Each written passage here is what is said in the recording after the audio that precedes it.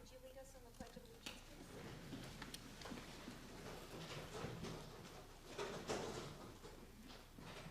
I pledge allegiance to the flag of the United States of America and to the republic for which it stands, one nation, under God, indivisible, with liberty and justice for all. Thank you.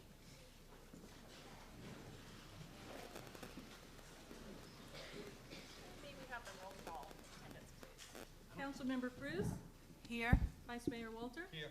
Councilmember Brigham? Here. Councilmember Turner? Here. Mayor Bagby? Present. Thank you. Do you have a report out of closed session? Mayor, no reportable action was taken at a closed session. Staff received direction. Great, thank you. Any conflicts of interest declarations? Yeah, I will be recusing myself on the cannabis issue. Okay. And agenda review, any changes or deletions? Mayor, no changes or deletions to the agenda. Great, thank you. All right, we will move on to public comment. Any person wishing to speak to the council on any item that is not listed on this evening's agenda may do so at this time. Members of the public have the right to speak on any items on the council agenda during that item. Pursuant to the Brown Act, the City Council is not allowed to consider issues or take action on any item not listed on the agenda. Each person wishing to speak must go to the podium when advised by the mayor and speak directly into the microphone. Each speaker will be limited to 3 minutes unless additional time is authorized by the mayor. Would anyone like to come forward at this time? All right, well, seeing none, we're going to move on to proclamations and presentations, introduction and swearing in of Officer Jason Mora. Mayor, I'd like to turn it over to Acting Chief Bob Stewart to introduce our newest officer, Jason Mora. Okay, I'll start from here with the bio, and then we'll move up to front stage. So it's my pleasure tonight to introduce and welcome Jason Mora to the Cloverdale Police Department family as our newest police officer. Jason and his sister Kayla were raised in Healdsburg by their parents Randy and Joan. Jason was an avid athlete in high school, competing on the football, wrestling, and baseball teams. After graduating Healdsburg High in 2001, he attended Santa Rosa Junior College, eventually transferring to Chico State University, where he met his future wife, Diane. Jason since graduated from Chico State with Bachelor's of Science in Agricultural Sciences and Education. Upon completion of his educational achievement in Chico, Jason and Diane moved to Cloverdale and were married in 2011. They have 2 daughters, Morgan and Harper, and his family's here, which is great for the support. Jason began his career with the California Highway Patrol in invitation to attend the CHP Academy in West Sacramento in 2017. While at the Academy, Jason was elected as cadet class president. Prior to his law enforcement career, Jason worked for Vino Farms in Healdsburg. He held positions of shop supervisor and equipment foreman, overseeing all equipment operations in the northern Sonoma County. In his spare time, Jason officiates high school football and wrestling and volunteers his time coaching the Cloverdale youth wrestling team. Please give a warm welcome to Jason Mora.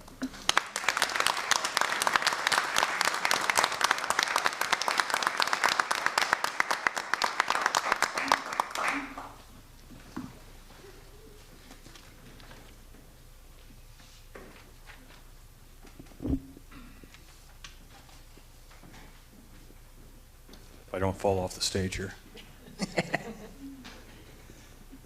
So we're going to administer the oath of office, and we'll do that right now. Raise your right hand. I Jason Mora, do solemnly affirm that I will support and defend the Constitution of the United States do solemnly affirm I will support and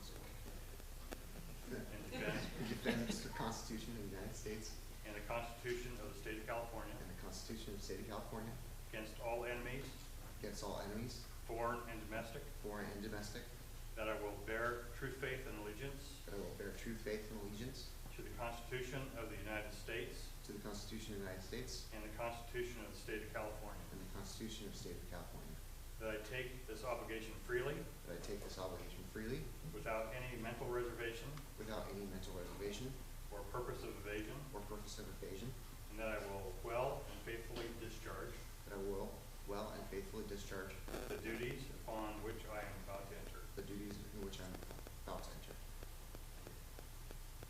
And at this time, we have a tradition in law enforcement that the officer's badge is pinned on by somebody who's very special to him, and in this case, it's his wife. Diane is going to come up and do that. I hope.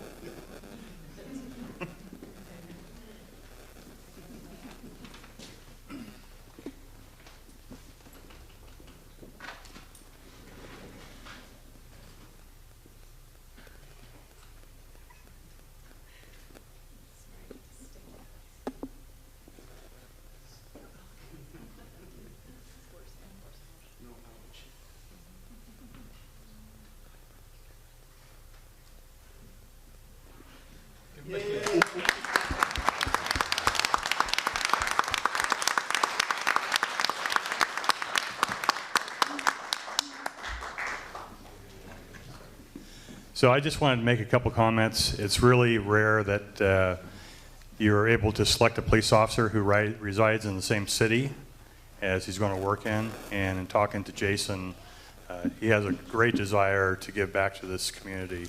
And you're already seeing that in his participation in youth sports. So we appreciate you. The community is going to be better off with you here, and give it 100% and enjoy your time. Okay, so we'll let you introduce your family and friends. Here today with me, you met my wife Diane, and then my two children, Morgan and Harper.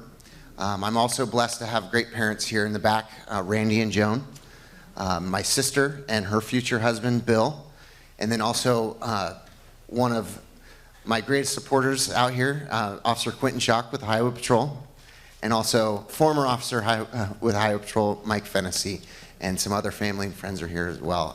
Thank you so much for all the support. I definitely would not be here without you. So, thank you.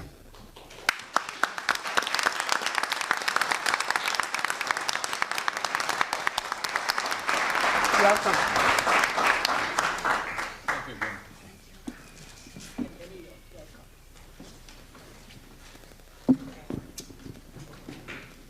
So be sure to grab some hand sanitizers. Half those people are sick.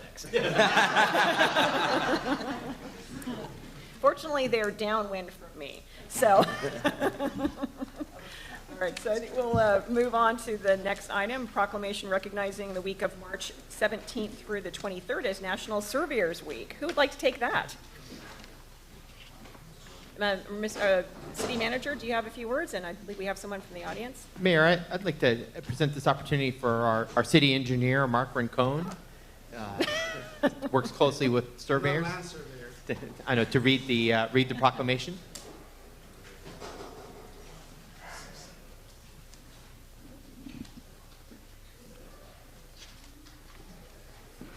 Okay. City Council proclamation recognizing National Surveys Week in the city of Cloverdale. Whereas surveying has been an essential element and development of the human environment since the beginning of recorded history, and is a requirement of the planning and execution of nearly every form of construction within its familiar modern use in the field of transport, building and construction, communications, mapping, and definition of legal boundaries for land ownership. And whereas in order to accomplish their objective, surveyors use elements of engineering, physics, mathematics, astronomy, law, and history. And whereas the colonial days of the United States of America, surveyors have been leaders in the community, statesmen, influential citizens, and shapers of cultural standards for notable surveyors including George Washington, Thomas Jefferson, Abraham Lincoln, Lewis and Clark, Daniel Boone, and Henry David Thoreau, among many others. And whereas many services are now provided through the use of sophisticated surveying equipment and techniques, including satellite-borne remote sensing devices and automated positioning, measuring, recording, and plotting equipment. And whereas the establishment of the week of March 17th through the 23rd, 2019 as National Surveyors Week is a fitting tribute to all the surveyors. Now therefore be it proclaimed that I, Mayor Bagby, Mayor of the City of Cloverdale, along with fellow council members, do by here proclaim the week of March 17th through March 23rd, 2019 as National Surveyors Week in the City of Cloverdale. And Mayor, I believe we have a representative here. Yes. Accept the proclamation. Right. Maybe Mark, if you want to Sure. join him at the... Oh, come on down to the front and introduce yourself. Please state your name and be sure to fill out, and when you're done, be sure to fill out Linda's pad when you're done. Yeah, that's fine.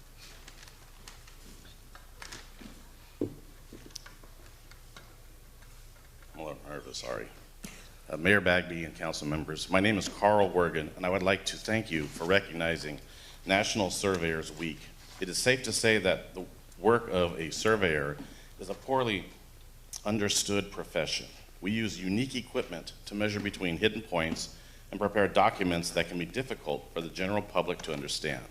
But the fact is that surveyors lay the foundation for the growth of our communities. Because the monuments we set are the physical markers that we build our lives around. They are reflected in our streets, our fences, our homes, our lives, and the records we keep live on for generations to come. While the job we do is not glamorous, it is an essential part of our community. On behalf of the Sonoma County chapter of the California Land Surveyors Association, I would like to thank you for recognizing National Surveyors Week. Thank you.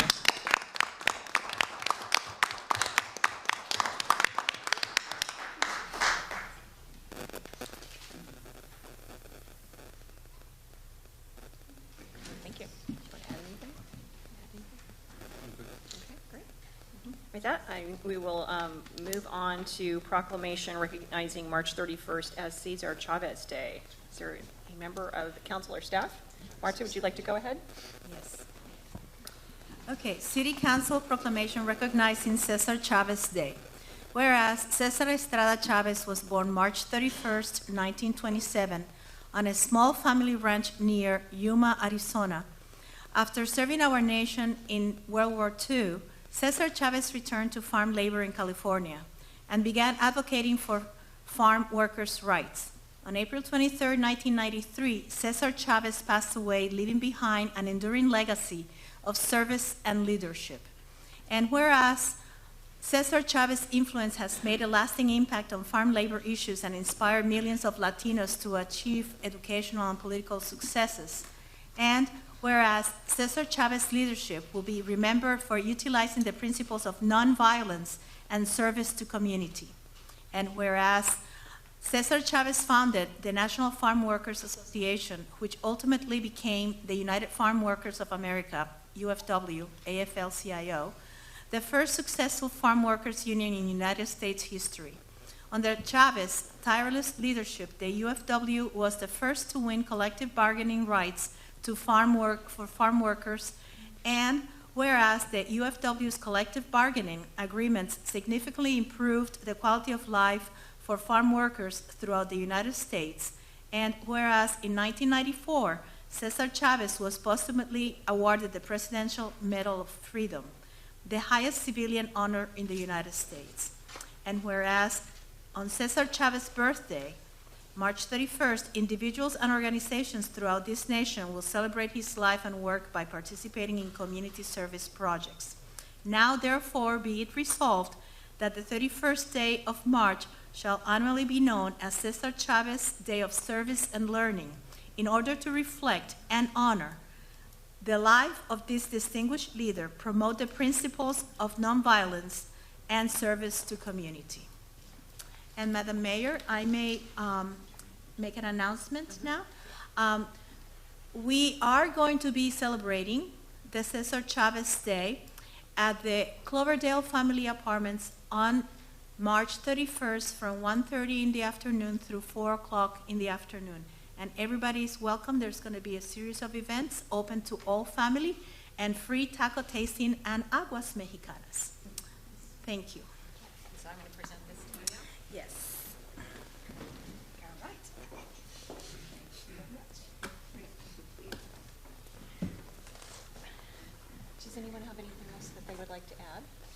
Nope. Great.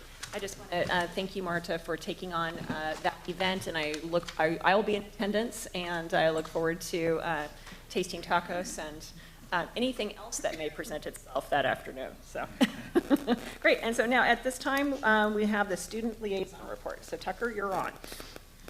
Okay, so the first thing on the report is varsity baseball. They lost both their games in the tournament, unfortunately.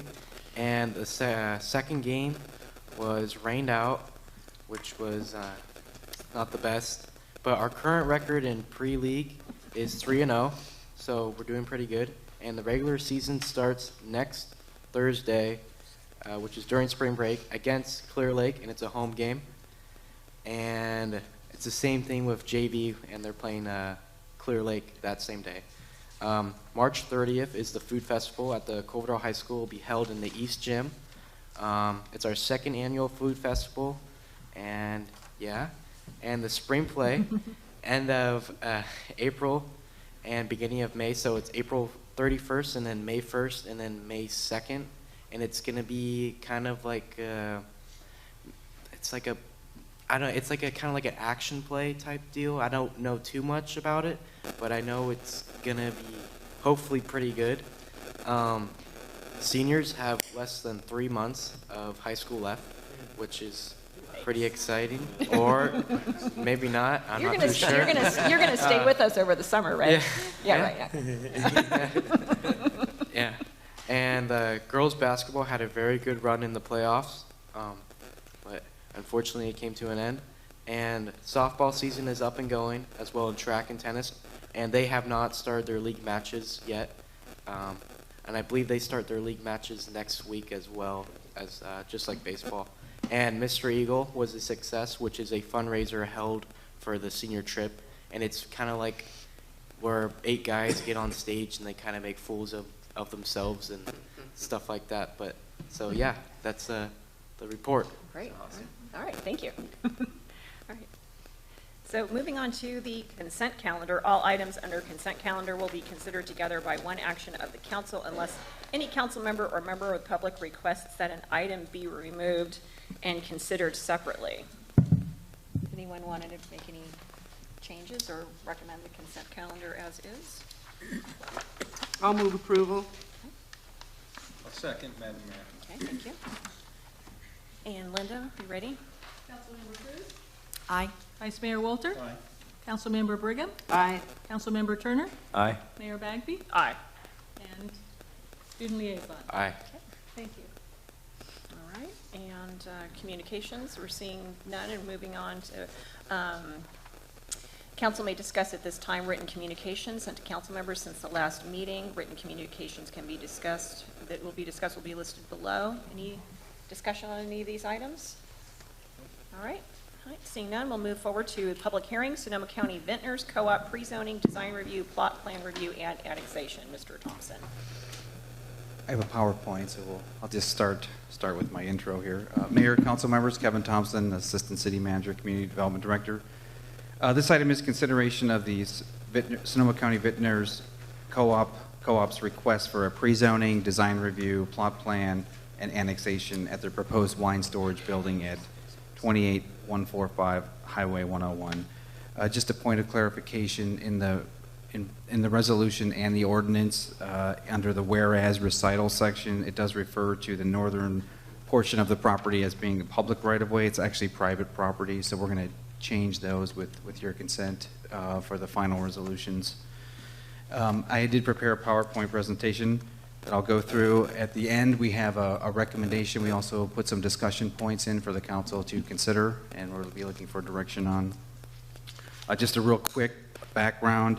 The project was before the council back in June of 2018 for a pre-application consideration. At that time, the council did provide some direction to the applicant that they have followed up on, and we could talk a little bit about what that was. More recently, it was at the Planning Commission last February, just about a month ago. The Planning Commission did recommend approval of the project to the City Council. That's, yeah, you can go back. So just for the audience and everyone else, just to give you an idea of where the project is, it's on the south end of town. It's in unincorporated Sonoma County. Probably the best landmark to look at would be Renner Fuel, just south of Renner Fuel. The Baumgartner Ranch is also in the back, and they're working on a subdivision, and the school site is also on the back side. Okay, thanks. So just to summarize the project, it's just under 100,000 square foot warehouse. About 2,000 square feet of that will be used for office space. They are providing two driveway access off Cloverdale Boulevard, which will provide circulation on site for the trucks and employees. There's 58 parking spaces. There's the landscape plan, which I have on the next slide. We can take a quick look at that. Just a little bit about the operations. It's proposed to be 10 employees, 24/7, 365. So here's a little quick look at the landscape plan. You can see it's primarily along the edges. There's a little bit of an area here in the corner. The front landscape strip is wider to help mitigate sort of the look of the building. And you can see, and there's a little bit of a landscape strip along the edge of the building. In terms of public improvements, the proposal is to widen South Cloverdale Boulevard, so there'll be 2 lanes southbound along the frontage as well. There'll be a sidewalk, curb, gutter, and a bike lane. The project has been reviewed by Public Works and everyone in here at City Hall to come up with 108 conditions. We're going to be talking about those a little bit, but part of that has to do with the sewer and water and storm drain they'll be putting out in the street out in front. Also along the north side of the building, there'll be a dedication of a 7.5-foot wide public easement and a sidewalk. That was one of the comments that the council gave last June, is they really wanted to see that sidewalk, and they have provided the sidewalk along the north side on the private property. Here's an architectural, or I guess a photo simulation of what the project could potentially look like, looking from Cloverdale Boulevard. Here's more of the architectural elevations. This is the east facing and south facing. I chose these two because I think they would be the most visible from 101 and from Cloverdale Boulevard. And here's another photo simulation taken from across 101 on the east side. You can see the tree plantings and kind of what it would look like from that angle. So again, the conditions of approval, there's 108 conditions of approval, and we've went through the project, and there's been some back and forth with the developer. They have asked for a modification to one of the conditions related to undergrounding of the power lines. As it's written now, it's showing along Cloverdale Boulevard and along the north side. I think the north side's is not public property, so I don't know that we would really want to keep that in there if the council does elect to continue with the undergrounding of the power lines as a condition of approval. We have a revised condition of approval that will require the applicant to make provisions for the future undergrounding, which would mean chases and setting up with PG&E what potentially would be needed to underground the power lines in the future. The Planning Commission did support this modified condition.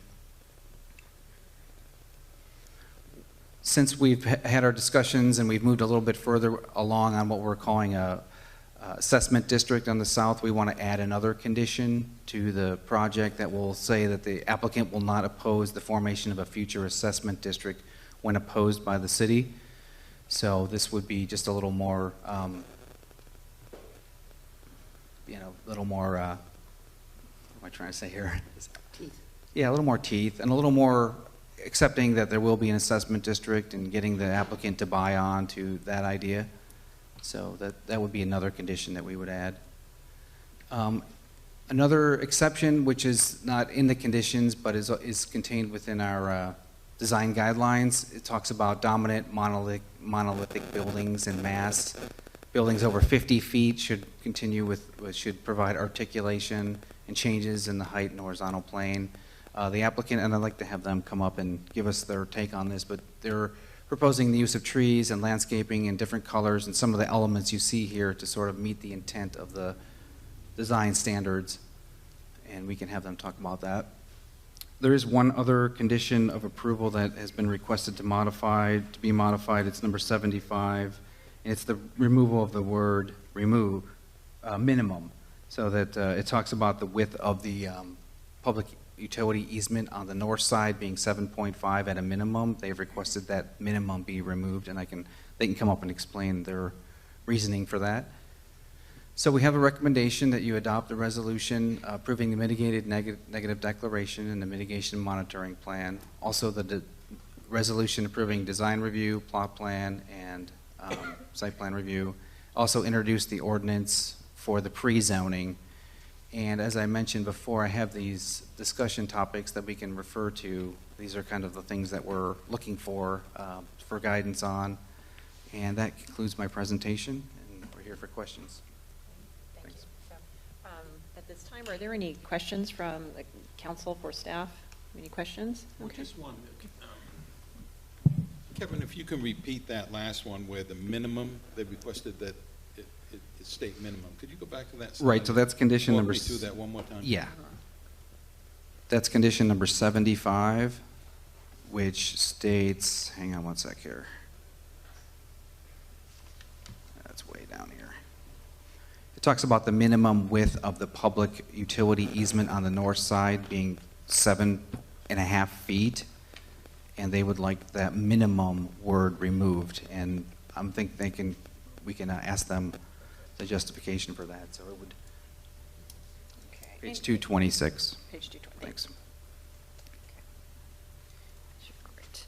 Okay, so at this time, if the applicant would like to come up and answer any questions, and if there are members of the public, you can go ahead and come down to the front row if you like and get ready to sign in Linda's book, but please state your name and city of residence for the record. Okay. Thank you, Ms. Mayor and council members. I'm pleased to be here tonight on behalf of my clients, the Sonoma County Vintners Co-op. We've been working... Can you tell us your name, Kevin? Oh, I'm sorry. My name is Kevin Doble. I'm the consultant for the Sonoma County Vintners Co-op, which is the applicant for the project.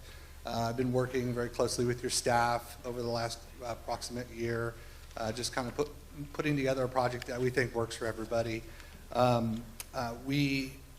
We agree with the recommendations that were made by the assistant city manager and the planning director. I'm here tonight with Nick Wilson, who's the general manager of the Sonoma County Vintners Co-op, Phil Wright, who's the agent for the owners, Greg Ledoux, our architect, and Parker Smith, our landscape architect. So the team is here tonight to answer questions should you have them.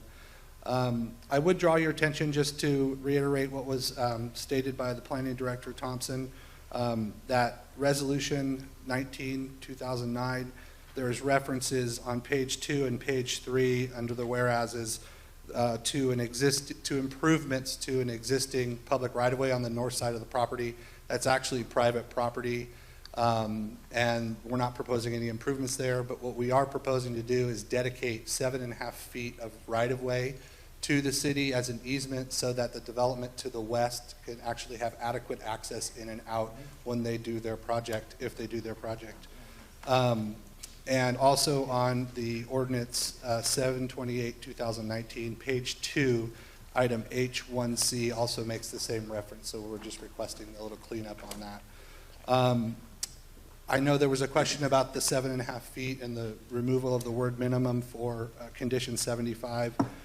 This is actually a dedication of right-of-way, so we're going to be offering a dedication to the city. The city can take it or not take it, but we're offering that to the city so that it can facilitate the ingress and egress of a parcel to the west that is planning to develop. And I think they may have been before you recently requesting a pre-application meeting.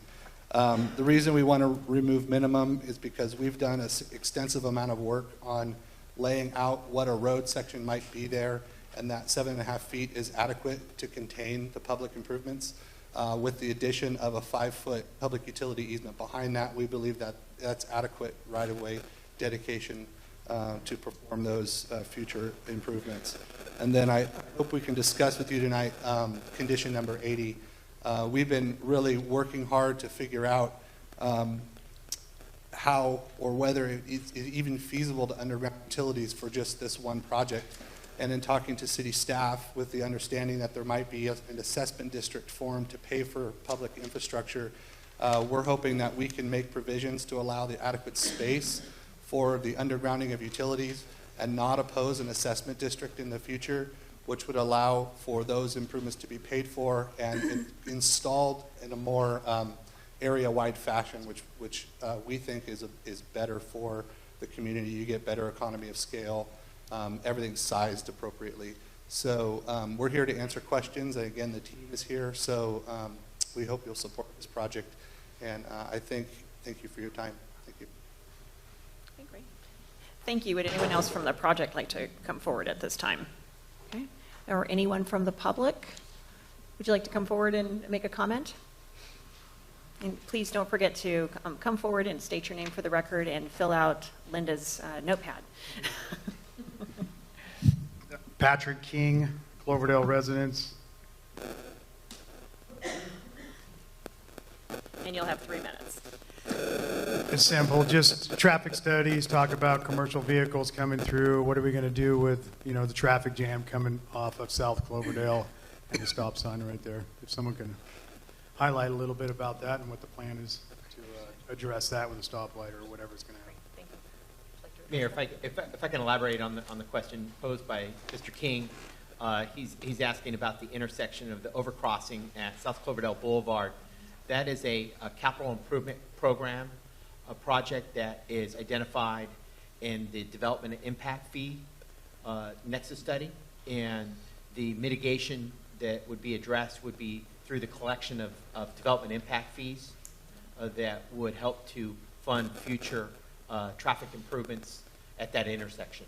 That's a specific a project that had been identified and is funded through impact fees. And for reference, that is identified in the traffic study that's attached to and a component of the CEQA study. I do want to point out that there is a mitigation requirement that this project, again, under the CEQA initial study, fund 9% of the cost of the improvements, the signalization improvements at Treadway and Santana. And we can give you a number if you want, but that the mitigation measure that's included in your as part of the CEQA document that was circulated did reference a 9% cost contribution, cost allocation for that particular improvement, so that will be something that will offset the impacts of traffic improvements on the Treadway and Santana intersection and helping the city fund that necessary traffic improvement.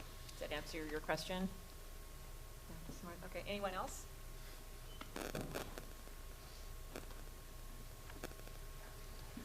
Jeff, excuse me, Jeff Bagby of Cloverdale. For any construction project involving any kind of roads, I am in favor of undergrounding not only electrical utilities, but any telecom-related utilities. It is well established throughout California that any time conduit is installed for telecom infrastructure, that makes it that much easier for any company coming along that wishes to upgrade our community's telecom infrastructure to go ahead and install that. A recent article within the last 2 weeks on the Press Democrat on Sonic.net's rollout of fiber installation in West Petaluma specifically cited undergrounding utilities as an incentive to rolling out higher speed internet access community-wide. Thank you. Would anyone else from the public like to come forward at this time, make a comment, or have any questions about the project? All right. Well, if not, we'll bring it back to the council for discussion. So we will go ahead and I'll go ahead and open it up to the rest of the council for general questions, and then we'll probably, would staff like us to go point by point on each of these? Yes, please. For direction. Okay, that'd be great. So I'll start to my right this time. Vice Mayor Walter? I'm going to go last. You're going to go last. Go ahead. Well, I had kind of the same concern, Mr. King, in terms of what is the traffic control pattern during construction? During construction, actually, can Mr. Thompson Can you answer repeat it? the question? I'm sorry. What is the traffic control plan for during construction in that area? Well, we would ask the applicant, along with the building permit application, on their plans for traffic. Typically, they'll provide a map. There's hours of operation for this type of work, so there's certain hours that they can work. We would probably have the city engineer review that and work in conjunction with the police department. But typically, that would be something that would be required at the building permit stage. So they'll know kind of the timing, how long it's going to take them to construct, you know, when the head traffic will be the heaviest and how they're going to handle that. So it's would come as part of a building permit. Okay, thank you. Sure. One of the comments I got from the public on this, about this particular project, was indeed part of what Marta just brought up, in that please don't let happen what happened on the last development that we had down in that area, where those big holes stayed there for, God, a year. So that is pretty critical, I think. That's it. I think most of my concerns have been covered. I look forward to the answers. Okay, great. Would you like to go next? Okay. Thank you, Madam Mayor. I'm not sure if this microphone is on, but I guess it is. Yes, you're on. You're live. So, Kevin, thank you for talking to me. I think it was yesterday, and you answered some of my questions. I just want to back up to the assessment district, and in particular, Kevin, you had, I'm sorry, David, you had mentioned that the development impact fees would pay for the overall redo of that intersection, the crossover. So that's already calculated into the fees that they're going to pay? That is correct. Okay, and isn't that a Caltrans project? That's Caltrans Overcross. It does involve Caltrans right-of-way, but that doesn't mean that the city wouldn't necessarily fund those improvements. Okay. So usually there may be, you know, Caltrans doesn't always fund those types of improvements, right. So it's still a city burden to ensure that we address the traffic impacts of future development. Patrick had asked about the flow of traffic, and Mona, I'm not so sure he was talking about during the construction period as much as after the construction period, long term. So we all have to wait for that Caltrans project and city project to go through before we have some control at that section. Is that what you're saying? That's correct. We would need to look closely at the traffic study that is again referenced in the CEQA initial study, mitigating neg debt, that's included in the packet. It has both pre and post conditions in terms of the level of service impacts. You know, obviously at this point we don't know and have specific timing for when we would construct future improvements at that intersection.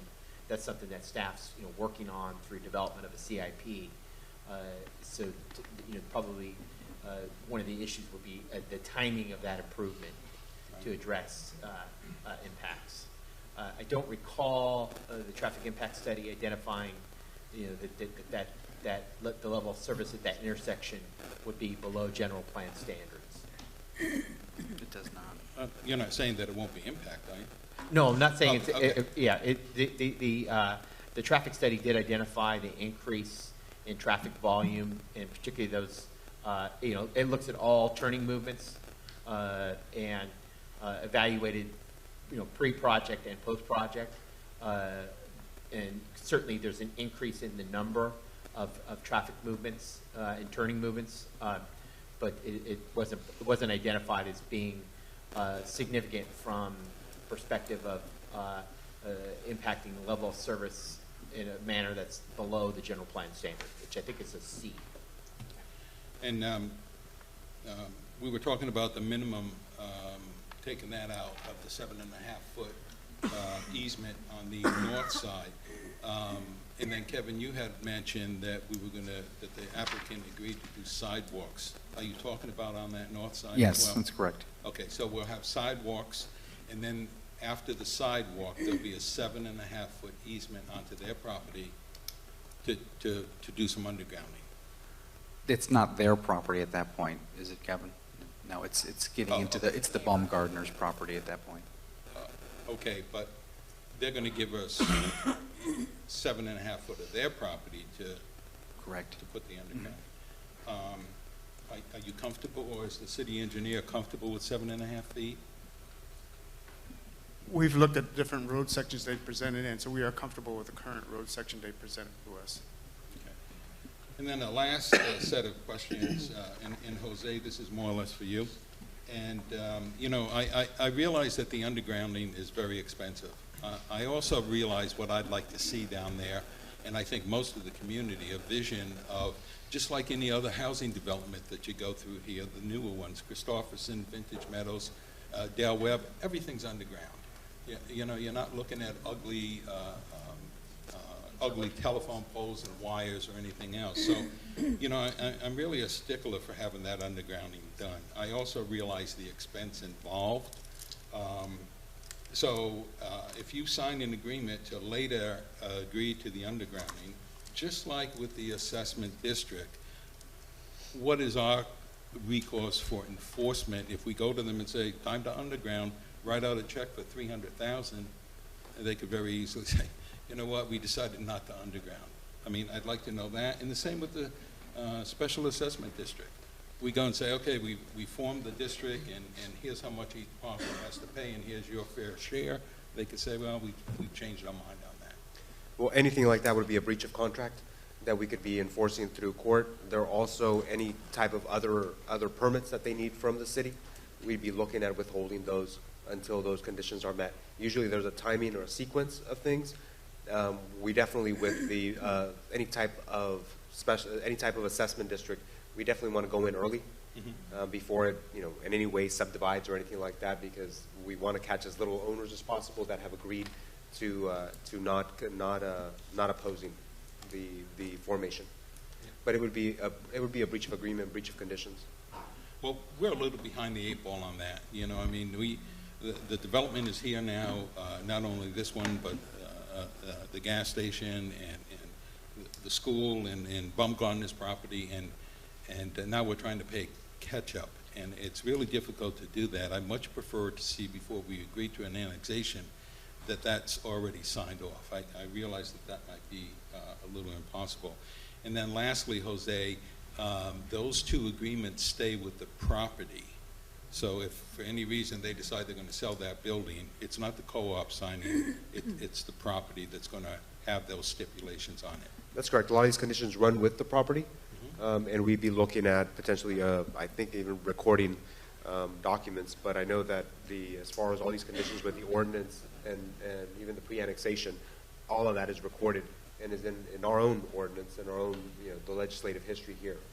So we'd be looking at that for the actual property. Okay. And then that's it for now, but I'm going to, after you, I'm going to want to come back and talk about the facade on the east side of the building. We'll take it one point at a time. I just am using this time to ask questions or follow-up questions. So I'll go ahead and show my hand. I'm almost always very disinclined to acquiesce to an exception regarding undergrounding. It's a design standard that we have in new construction.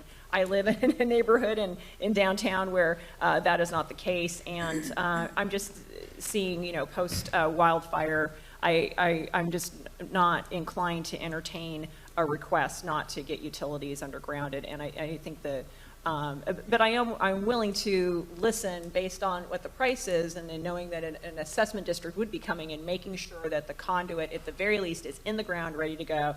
And that's for everything. That's for electrical, that's for telephone, that's for high-speed internet. I mean, that's definitely, I believe, the direction that we're working in. So I have concerns about that. And then just to steal your thunder a little bit, I have some real concerns about the design guidelines. They're just not in line with what we have in our general plan, and it's just not consistent. So I have some pretty serious concerns about that, and I'd like to see some changes. But again, I wanted to go back and kind of take this point by point so we give clear direction to staff. So I'll just, unless you have any more comments, we'll go ahead and go by point by point. Well, I was able to get some PG&E estimates for undergrounding of power lines. Okay. It's not cheap. It's at a minimum $650 a linear foot. At a high end, it's $1,100. They have 545 linear feet. So on the low end, and this is PG&E doing all the work, which I think what I understand is they generally like to do all the work, but there may be some opportunity for their subs to do portions of that. But that's 354,000 on the low and just under 600 on the high. Okay. Okay. Great. Thank you. All right. Any other questions to follow up? Okay. I got one more follow-up. Go ahead. Kevin, on the conduit, you know, I always have a concern that we go ahead and put the conduit in, and we wait and let PG&E do the undergrounding later.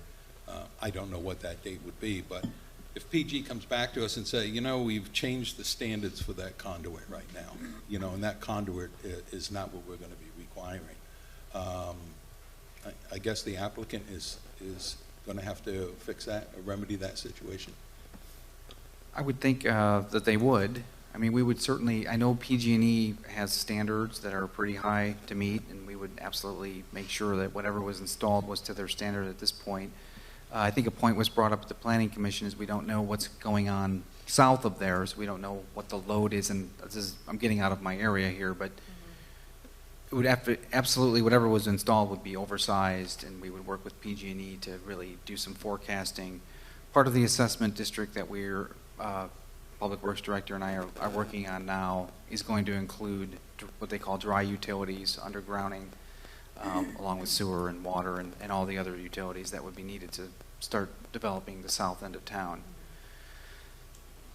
So I don't know if you have anything to add, Mark, but No, we do need a logical plan in terms of expansion to the south, so that includes all utilities, including stormwater as well. But sewer, you know, we can no longer serve via gravity, you know, that's gone. So at this point, drainage would be further to the south and then lifted back, you know, at a direction yet to be determined. Great. Thank you. Well, I just want to make sure that if the council does say, okay, you can do the undergrounding later, just lay the conduit now, that in our agreement it says, or to other standards as requested by PG&E. so we would probably amend the condition to include that. I think that's fairly easy. And just a point of clarification, Vice Mayor, there's no pre-annexation agreement. I was looking for whether we did one before. They actually went for, they applied before, and they're going through, and it's more of conditions of approval. But it does run with the property. It is pre-zoning. There's conditions, and that goes with the property. So all of those requirements would need to be met. But still, if folks aren't meeting their conditions, it would still be most likely through any permits that we have left or court action. And then what? I mean, I hate to nitpick this, but Jose, you and I were in a situation where we went to collect on a bond and we left holding back. So, I mean, do we take the property? Do we lien it? You know, what's our remedy there? Yeah, we'd be looking at enforcing. We'd be looking at liens early on, and I think that and you're right, Vice Mayor. The goal here is to definitely be watching and have those type of requirements up early. That way, you could still have, you know, you still have control over what's still with permits or what is left out there to give. Any more questions? No. Any more questions or clarifications? We're going to go through it bullet by bullet. No, Is that all right? That was we good. give some clear direction. Okay, great. So the first, I guess it's, well, bullet number 1, conditions of approval modifications, request for an exception for the undergrounding of electric utilities. I'm going to go ahead and start on my left. I don't mind. All right, I'll go first here. I don't mind deferring what sounds like something to the tune of $300,000 to $600,000 to a time in which the stuff can be shared. However, I have to concur with Councilman Walter, Vice Mayor Walter, pardon me, that you got to have teeth on the enforcement because it's a lot of money now. It could be more money later. It could be $600,000 today and $1 million tomorrow. So I mean, I guess roll the dice how you guys see fit, but I'm willing to at least wiggle on it. I'm willing to compromise, but I would like to see undergrounding, of course, all the way down. Okay, that's your preference immediately. Okay. And Councilmember Well, Cruz? definitely, we need to start somewhere with the underground as we develop the southern part of town. Okay, so can you go back, sorry, can we go back to that, the three conditions that were, or the 2 bullet points were? Great, thank you. So it's a request for an exception for the undergrounding of electric utilities. So are you entertaining that or not entertaining that? I'm not entertaining. Okay. I could go either way. I just want to make sure that we're protected. So I probably agree with it for now. Okay, so I think we probably just need some feedback from staff on that. So there's a general disinclination, but possible willing to compromise. So what would you recommend? And making sure that it's also, if we compromise now, that it is enforceable later. I think that's what I'm hearing. Yes. Okay. Well, here's what we've proposed as a revised condition that we presented to the Planning Commission. It's the second bullet point down. Added to that would be something to the effect that the chase will be installed to PG&E standards at the time of undergrounding, or in consultation with PG&E to something, I don't know. Okay. So it would be that one with that additional caveat that we're going to have PG&E sign off on this and do some forecasting and make sure it's what we think will be good long into the future. And then, sorry, go Well, ahead. at what point does the cost become outside of the reach of the assessment district that could be proposed? That's a great question, yeah. Well, right now we're examining the first step of the assessment district, which is again looking at all the infrastructure needs for the south part of town, including the dry utility underground. Once we get to that number, then we're going to work on an assessment area that's going to help pay for all of that, basically through some funding mechanism through those properties there. And in addition to that, the long-term maintenance of those as well. Mark, I don't know if you have any. There's also the thing that once you install a meter above ground and you have your drop above ground, all that has to be factored into, into planning the property. You should put a lead from underground so you can tap into it at some point. But there's a lot of open-ended questions right now. We're just trying to establish. All I know is that there are certain streets in the city that we want to underground, and it's the city's burden at this point. And so I want to avoid that going as development continues. So that's my point of putting something in so the whole burden doesn't fall on the city. And right now, for example, 2nd Street from Cloverdale, North Cloverdale Boulevard all the way to basically City Park, we're looking at $1.3 million. And that falls strictly on the city through our credits, through PG&E because of the ratepayers. Right. Well, Mayor, Council, if I may, and kind of building on the comments from the city engineer, we understand it is a goal of the council to underground utilities, and there's a lot of support for that for various reasons. One is aesthetics, obviously.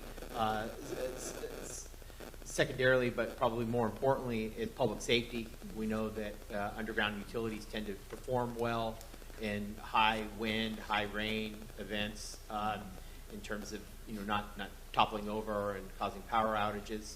So those are two considerations that you may want to take into account in terms of making the decision. What you have to weigh that against is what could otherwise be a significant cost burden for the developer. But if it's not a cost burden for the developer, a good question to ask is, who is it going to be a cost burden for? Yeah. If it's going to be a cost burden for future development of what I'll call the southwest planning area, and the developer is not burdened with their fair share, that cost gets picked up by other members of the assessment district when it is formed. And that's just a reality, because what happens is you look at the total cost of undergrounding all utilities in that area, and then it gets divided by some factor, whether it's by acres, by unit of development, and that's all stuff that we are going to hopefully move forward on in terms of processing. So I realize it's a tough decision, but it's kind of a, when do you want to make the tough decision? Do you want to make it now? And one option is to write the condition in such a way to put the burden on the developer who's asking for a fairly significant entitlement in the way of sewer and water and city services, and have them come back to you with more concrete data. I think what the assistant city manager has presented is fairly rough data for undergrounding. There's usually a need to obtain specific cost estimates that become part of the process with PG&E as part of their undergrounding, and that's how they determine the cost. Their fees is looking at what that actual engineer cost is. So it's very difficult to answer that question at this particular point in time. So I just kind of give that as for kind of a policy consideration for the council. And I guess, if I could follow up to that, I guess the root of my question is that I can understand why they would want to wait for the assessment district, because theoretically it would be shared more amongst more of the landowners. But because we don't have enough of the facts, I'm not sure that that's actually true. Because can you attest to the fact that it will be less expensive when it's shared amongst multiple landowners, or is their run, and they're really not going to have a huge savings? Yeah, that's what I don't feel like I understand. So that's what that's what I have trouble with making this decision, because if it were a really significant barrier to development and we were asking them to shoulder a huge amount of the investment, then I'm a little bit more inclined. But I'm not hearing any evidence that this represents a huge cost savings for them now. Right? Am I being clear? So if you could just talk a little bit about that, or how do we get that kind of information? Well, I think my recommendation would be keep the condition as it is, and ask the applicants in terms of compliance to do their homework and bring it back for the council's review and further consideration. And it would give staff time to really do a more thorough evaluation by having them be able to present the actual data on what it would cost to underground. At this point, we're really looking at approving a project in concept. We don't have improvement level data to really review and estimate in terms of its cost. So and that's all things we want to do as part of doing an engineering study to look at formation of an assessment district. So at this point, if you don't feel comfortable alleviating the restriction, keep it as is, with the understanding that this may be brought back to you for further deliberation. Thank you, Madam Mayor. Well, I think the reality of the situation is, with or without an assessment district, the individual property owners are only going to pay for what's around their property, unless I'm missing something altogether. And at what point are we going to pull the trigger and request for that whole area down there to be underground? We have the potential housing development. We have the school coming down there. I would think that the housing development, we're not going to say, oh yeah, just do telephone poles. So I would think at that point, we're going to say, we want you to underground it. And what are we talking, maybe 12 months? So and like Jason had said, with the inflation of the cost of doing it, in the long run, it may be cheaper for the developer to do it now rather than waiting for a year or a year and a half. So Jason, you want to go ahead and go first, and then Marianne? Or Marianne can go first? Yeah. Okay. Sorry, to put you on the spot. No, that's all right. So how far does the undergrounding have to go from where it stops on the boulevard in front of some of those other businesses to this piece of property? What kind of an agreement do we have with all of those guys? I mean, we can't You're going south on Cloverdale Boulevard? Can't skip over frontages. Well, it would end at their property line would be what I would. Yes, but where does it start? Where does it start? Well, it starts at the north side of their property, goes down. So everything is hooked in to their north side of their property? Right. Okay, that's good. This is a little bit personal. What? Actually, where does it stop being? Is there an above-ground line at the north? Okay, can you kind of back up and give us give us an overview? Yeah. Okay. Yeah. In front of Renner Fuel, so here's looking south.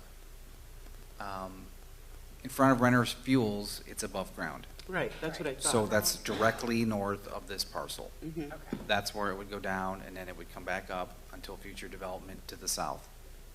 But technically, Go ahead. technically, Redner has to put that underground. Well, Renner was approved under the county, so they got all their land use approvals at the county level, and they did not require it. Yeah. So that's the hole that So I'm is trying that- to Right. figure out in my head. But this is a kind of a personal note, but I had my home backed up. It doesn't even touch Cloverdale Boulevard, but when we added the modular on the back of our property, I was required, even though it didn't even abut the boulevard, to underground. I'm the only person in Tarman Tract that has underground utilities. And it cost me an extra, like, PG&E trenching and stuff. I think it was like $32,000 just to run about from here to the front of the... I didn't get an option of whether I wanted to or didn't want to. It was, if I wanted to put it there, I had to underground it. And I don't know, it's hard for me to accept, but then on the other hand, you look at it and think, okay, so we're going to skip over it and then go back under and then go back up and under. It just seems like if we're going to do this thing, the assessment district does seem logical, but it's hard to give, when your average citizen has to do this for any lot, it's hard for me to get over the fact, but I don't want to get too personal about this. So that's what I don't get. So who's going to fund getting it from the north end of Renner to the south end of Renner to hook up to this underground? Who's responsible for that cost? The city? That could be included in the assessment district, so that would be something that they would be included as part of their assessment, would start to slowly collect money to do all these improvements. And would Renner be included? Yeah, Renner would stay above ground. Would Renner be included in the assessment district? They would. Yeah, staff did not include a condition of approval.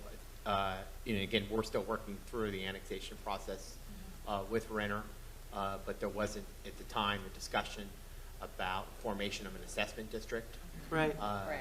There was a requirement that they put in all the necessary conduit to support future undergrounding, but that did not occur. They did not put it underground. They didn't. Did they not? They didn't put the conduit in. My understanding is that they placed the conduit. They did place the conduit. Okay, so the conduit is there from north to south at the Renner property. But just the conduit. But just the It's conduit. like, it's really odd for me because I sit on my front porch and I'm surrounded by poles, but not down my driveway, which seems a bit absurd, I know, but it was the way it had to be. So that's what bothers me, is trying to figure that problem out, is how do you go under and up? If the assessment district would take care of that problem, then that makes sense to me. To defer it. But if it isn't going to take care of that problem, then it seems like, why not? I mean, if that's the deal, then they should do it. I think it covered a lot of what I had concerns over. At first, it started to read a little bit like deferring their own costs to the collective. And the more we kind of pull it apart, it doesn't seem to be that way. They will have their own costs of meeting up to the street regardless of when they have to move forward with doing it. And the idea of deferring to the district is to more or less sort out what the surrounding infrastructure around them is existing and what it will be. And so again, I find myself still willing to be flexible, but we have to make sure we have protections that it will be enforced. Madam Mayor? Certainly, go ahead. Yes, I would like to know how long is it going to be before there is a determination of the assessment district? Because I think once that's established, then perhaps there could be better idea of Okay. Of how it's going to be, what is going to be the cost Certainly. to the people and to of course, invest in the area. I'm sure staff has a comment, but of course, we could have another recession and we could not see any development down there, and we're stuck with what we've got. So Mayor, just a thought, consideration for the council, because I think there's another exception that the applicants are requesting in terms of design, and I know council may want to discuss that as well. Yes.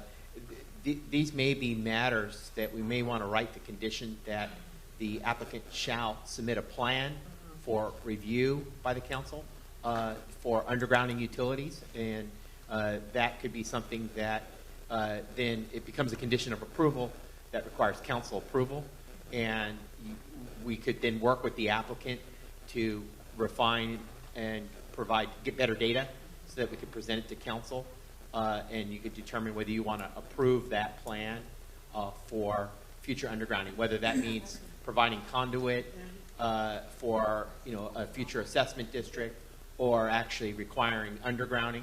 That could be part of that plan that's then presented to the council. So in essence, it's kind of a punt on that issue, but preserving your opportunity to weigh in with more data on what you specifically want to see or specifically want to allow. That allows the annexation to move forward, but that ultimately the applicants would have to submit a plan to come back for council's approval that would be reviewed. I think I'm seeing support for that. I just think we need some more information, and this is a pretty important policy decision. So let's punt and move on. Okay. That would be great. We'll move on to the bullet 2 under conditions of approval modification, add condition regarding future assessment district. Do you want to kind of roll it into the previous punt, or how would you like to address that? Well, I think this particular condition has larger magnitude than the undergrounding. The undergrounding is one issue. I think and given that there's support from the applicant for this, so, the council may recall, and I realize we have 2 new council members that when the prezoning was brought forward, there was a concern voiced by council about the impacts of this project on road maintenance. And the reason I bring that up is because road maintenance is an issue that can also be addressed with the future formation of an assessment district.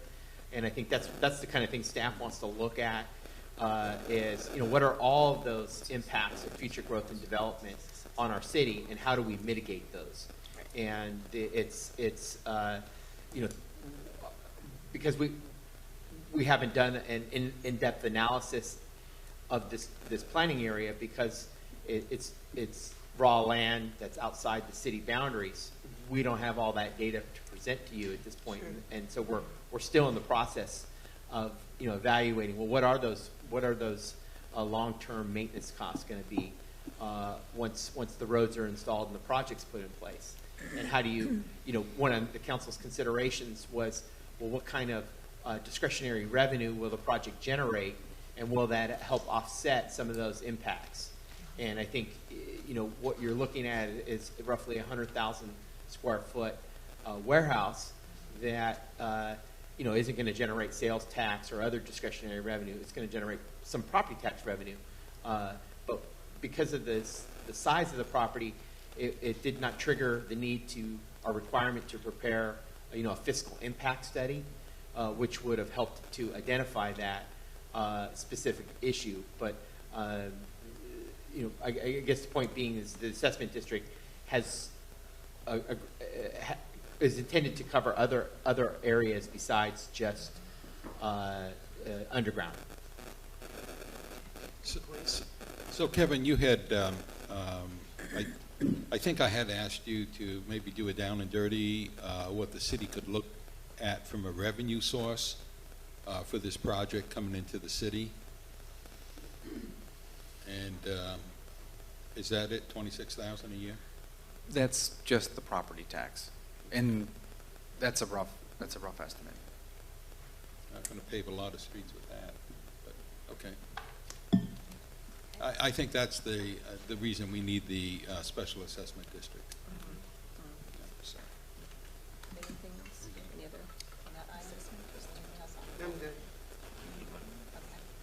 right, so do you have enough direction on the conditions of approval modifications?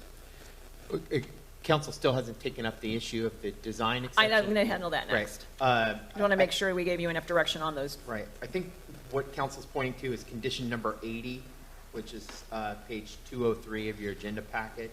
It refers to all existing overhead utilities along the frontage shall be placed underground and located. I would recommend that as an amendment to that condition would be the applicant shall submit a plan to the city council for undergrounding all existing utilities, and then they could bring that plan back to the council, and that plan could be, for example, providing conduit or fully undergrounding, and I think those options could be outlined. You may want to ask the applicants for input on that particular amendment, but that would be my recommendation at this point. With cost estimates. With cost estimates. Prior to. Yeah, prior to, I would say, issuance or concurrent with submittal of improvement plans. Okay. Okay, great. All right, so that takes care of conditions of approval modifications. Any other stragglers, comments, or questions on that? Okay. No. So we'll move on to design guidelines exception. Would staff like to take a stab at this before we ask our questions, or? I think from staff's perspective, just be helpful to hear from council what your perspective is on. You want to go back to that? Yeah, go back to the. Do you want the main photo? Great, thank you. Oh, okay. that's the other one. Would you like to go first, Marta? Yes, I would like right to ahead. ask, you mentioned that the design doesn't quite go along with the general plan. So what is exactly the design that we're looking for? Mr. Thompson, do you want to? Yeah, I'm going to bring this up here. Okay. So it's in the design standards, and it talks about long lines of buildings over 50 feet that don't have articulation. And you can see it here. It talks about they want variations, massing, breaking, should include changes in height, horizontal plane. The applicant is suggesting that what they're providing with the different paint schemes and the landscape, that this condition is essentially met, or this this condition is met.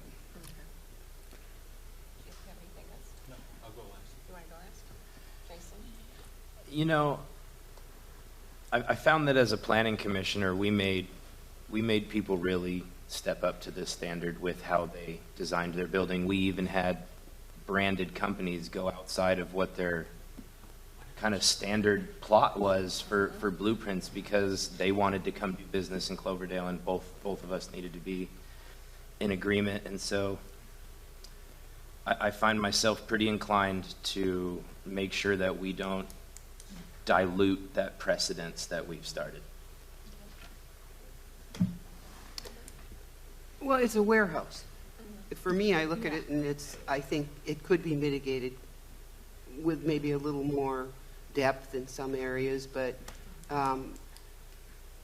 it's a warehouse. And so it's not a bad looking warehouse as far as I'm concerned. Maybe more plantings would help, but I do realize it's a little below our design standards. So that part of it doesn't really bother me. It's like a fairly attractive warehouse. I've seen much worse. Okay.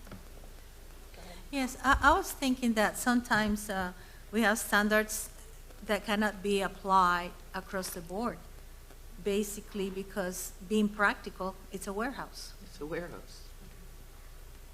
Go ahead. Oh, thank you, Madam Mayor.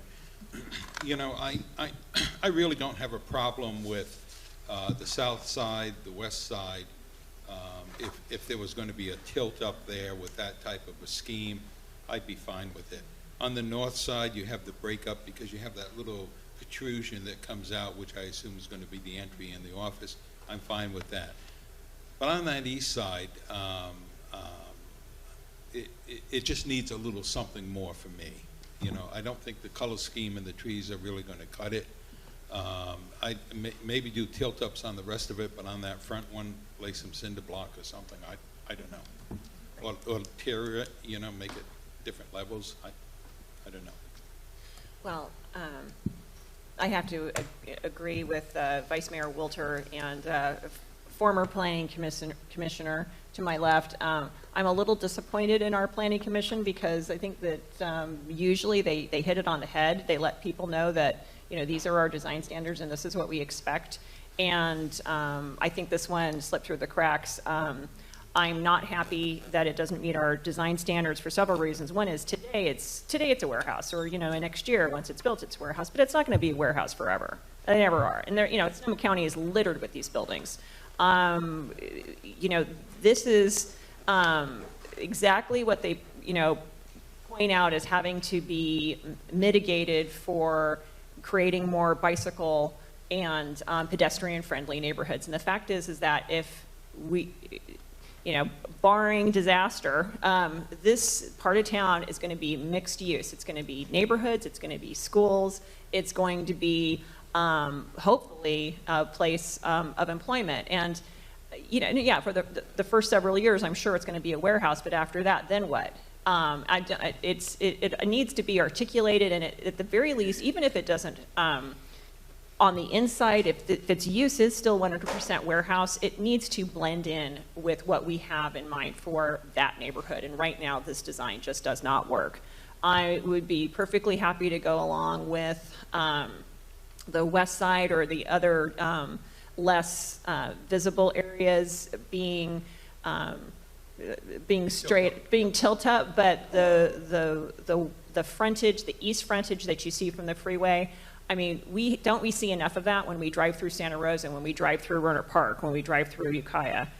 We see, you know, warehouse buildings that front the freeways, and they end up being attractive nuisances because they just don't provide the articulation and the pedestrian-friendly and bicycle-friendly vibe, for lack of a better word, or probably is a better word, but they just do not fit in with what their future neighbors are going to be. So I'm interested in moving forward with this project, but the design is, I definitely take issue with. So if you could advise the council on, you know, what the next steps would be if we don't necessarily support this kind of design.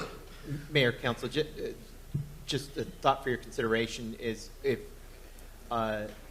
as kind of articulated by Vice Mayor Walter, I think the part of the concern about the design is the eastern face of the building. I mean, technically, the design guidelines really apply to all four sides. If the concern about the articulation and facade of the building on the eastern face is the primary concern, which certainly understand, because that's going to have the most visible view from the public right away, from Highway 101, especially from the future development of the ABR property, that you could require either an alternative design for the eastern face that requires a future design review, either by the Planning Commission or by the council, so that you again support the concept, support the plan and concept. You know, again, there's multiple entitlements that are being sought tonight: pre-zoning, design review, plot plan. So those are all kind of wrapped up together, but with design review reflecting that the council wants to, see something that's a little different on the eastern facing side. If that's what I think what I heard, you could again put that in as a condition of approval, that a design plan for the eastern facing or eastern side of the warehouse be brought back for additional design review by the council or commission. If council wanted to articulate more about what they want to see, they certainly could, but if you want to keep it general at that point, that would probably be adequate. Okay. Well, actually, at this point, can we hear from the developer any feedback or questions that you might have?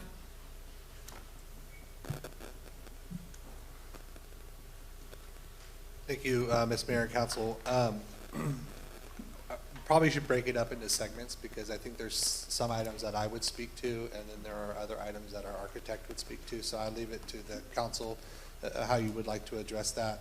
I think our architect is here to speak about what we presented to the Planning Commission and his reasons why the design is the way it is.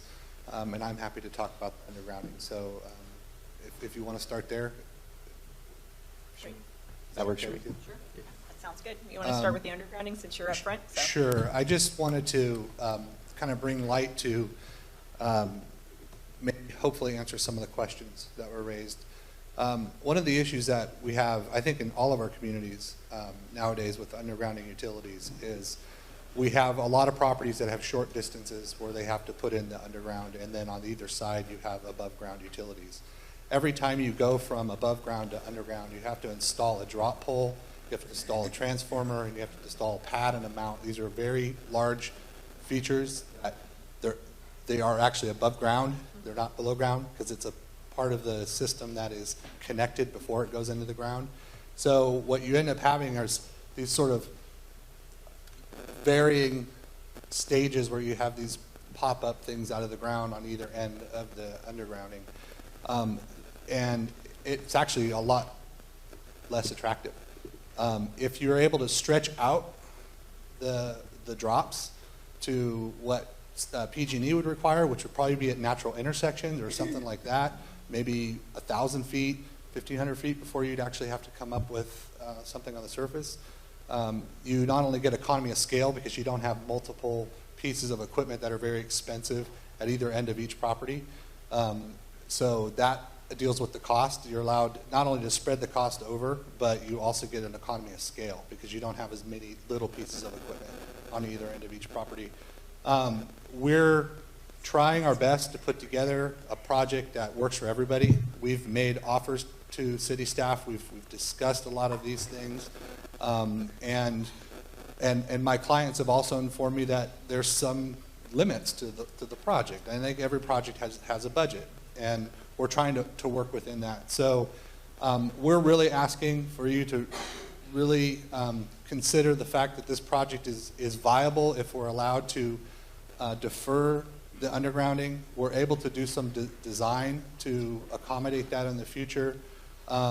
There's also other properties around our project that benefit from our project, which would be the dedication of the right-of-way to serve the parcels to the west, and also eliminating more of an island effect in the annexation process. So you have another property that's contiguous to the next property to the south, which would be the school district that wants to probably annex at some point, or if they want to develop, they have to annex. Then there's properties further south to that also. There's a contiguous factor. So we're really trying to take all of these things into our mindset and discussing them with staff. And so we're hoping that you can allow us to move forward with the request that we made and form an assessment district as soon as possible, start assessing the fees to pay for the undergrounding improvements, get the best bang for your buck and the best economy of scale for all of that section of Cloverdale Boulevard, and facilitate the orderly development around this parcel as well, all at the same time. I would like to ask Greg Ledoux, our architect, to come up also and talk to you about the building. And if there are any questions for me at this point on the undergrounding, I'm happy to answer them.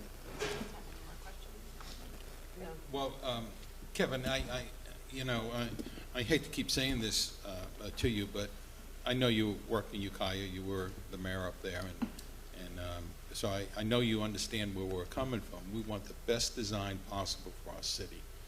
Absolutely. You know, your Costco up there is beautiful, and that whole section up there is totally underground.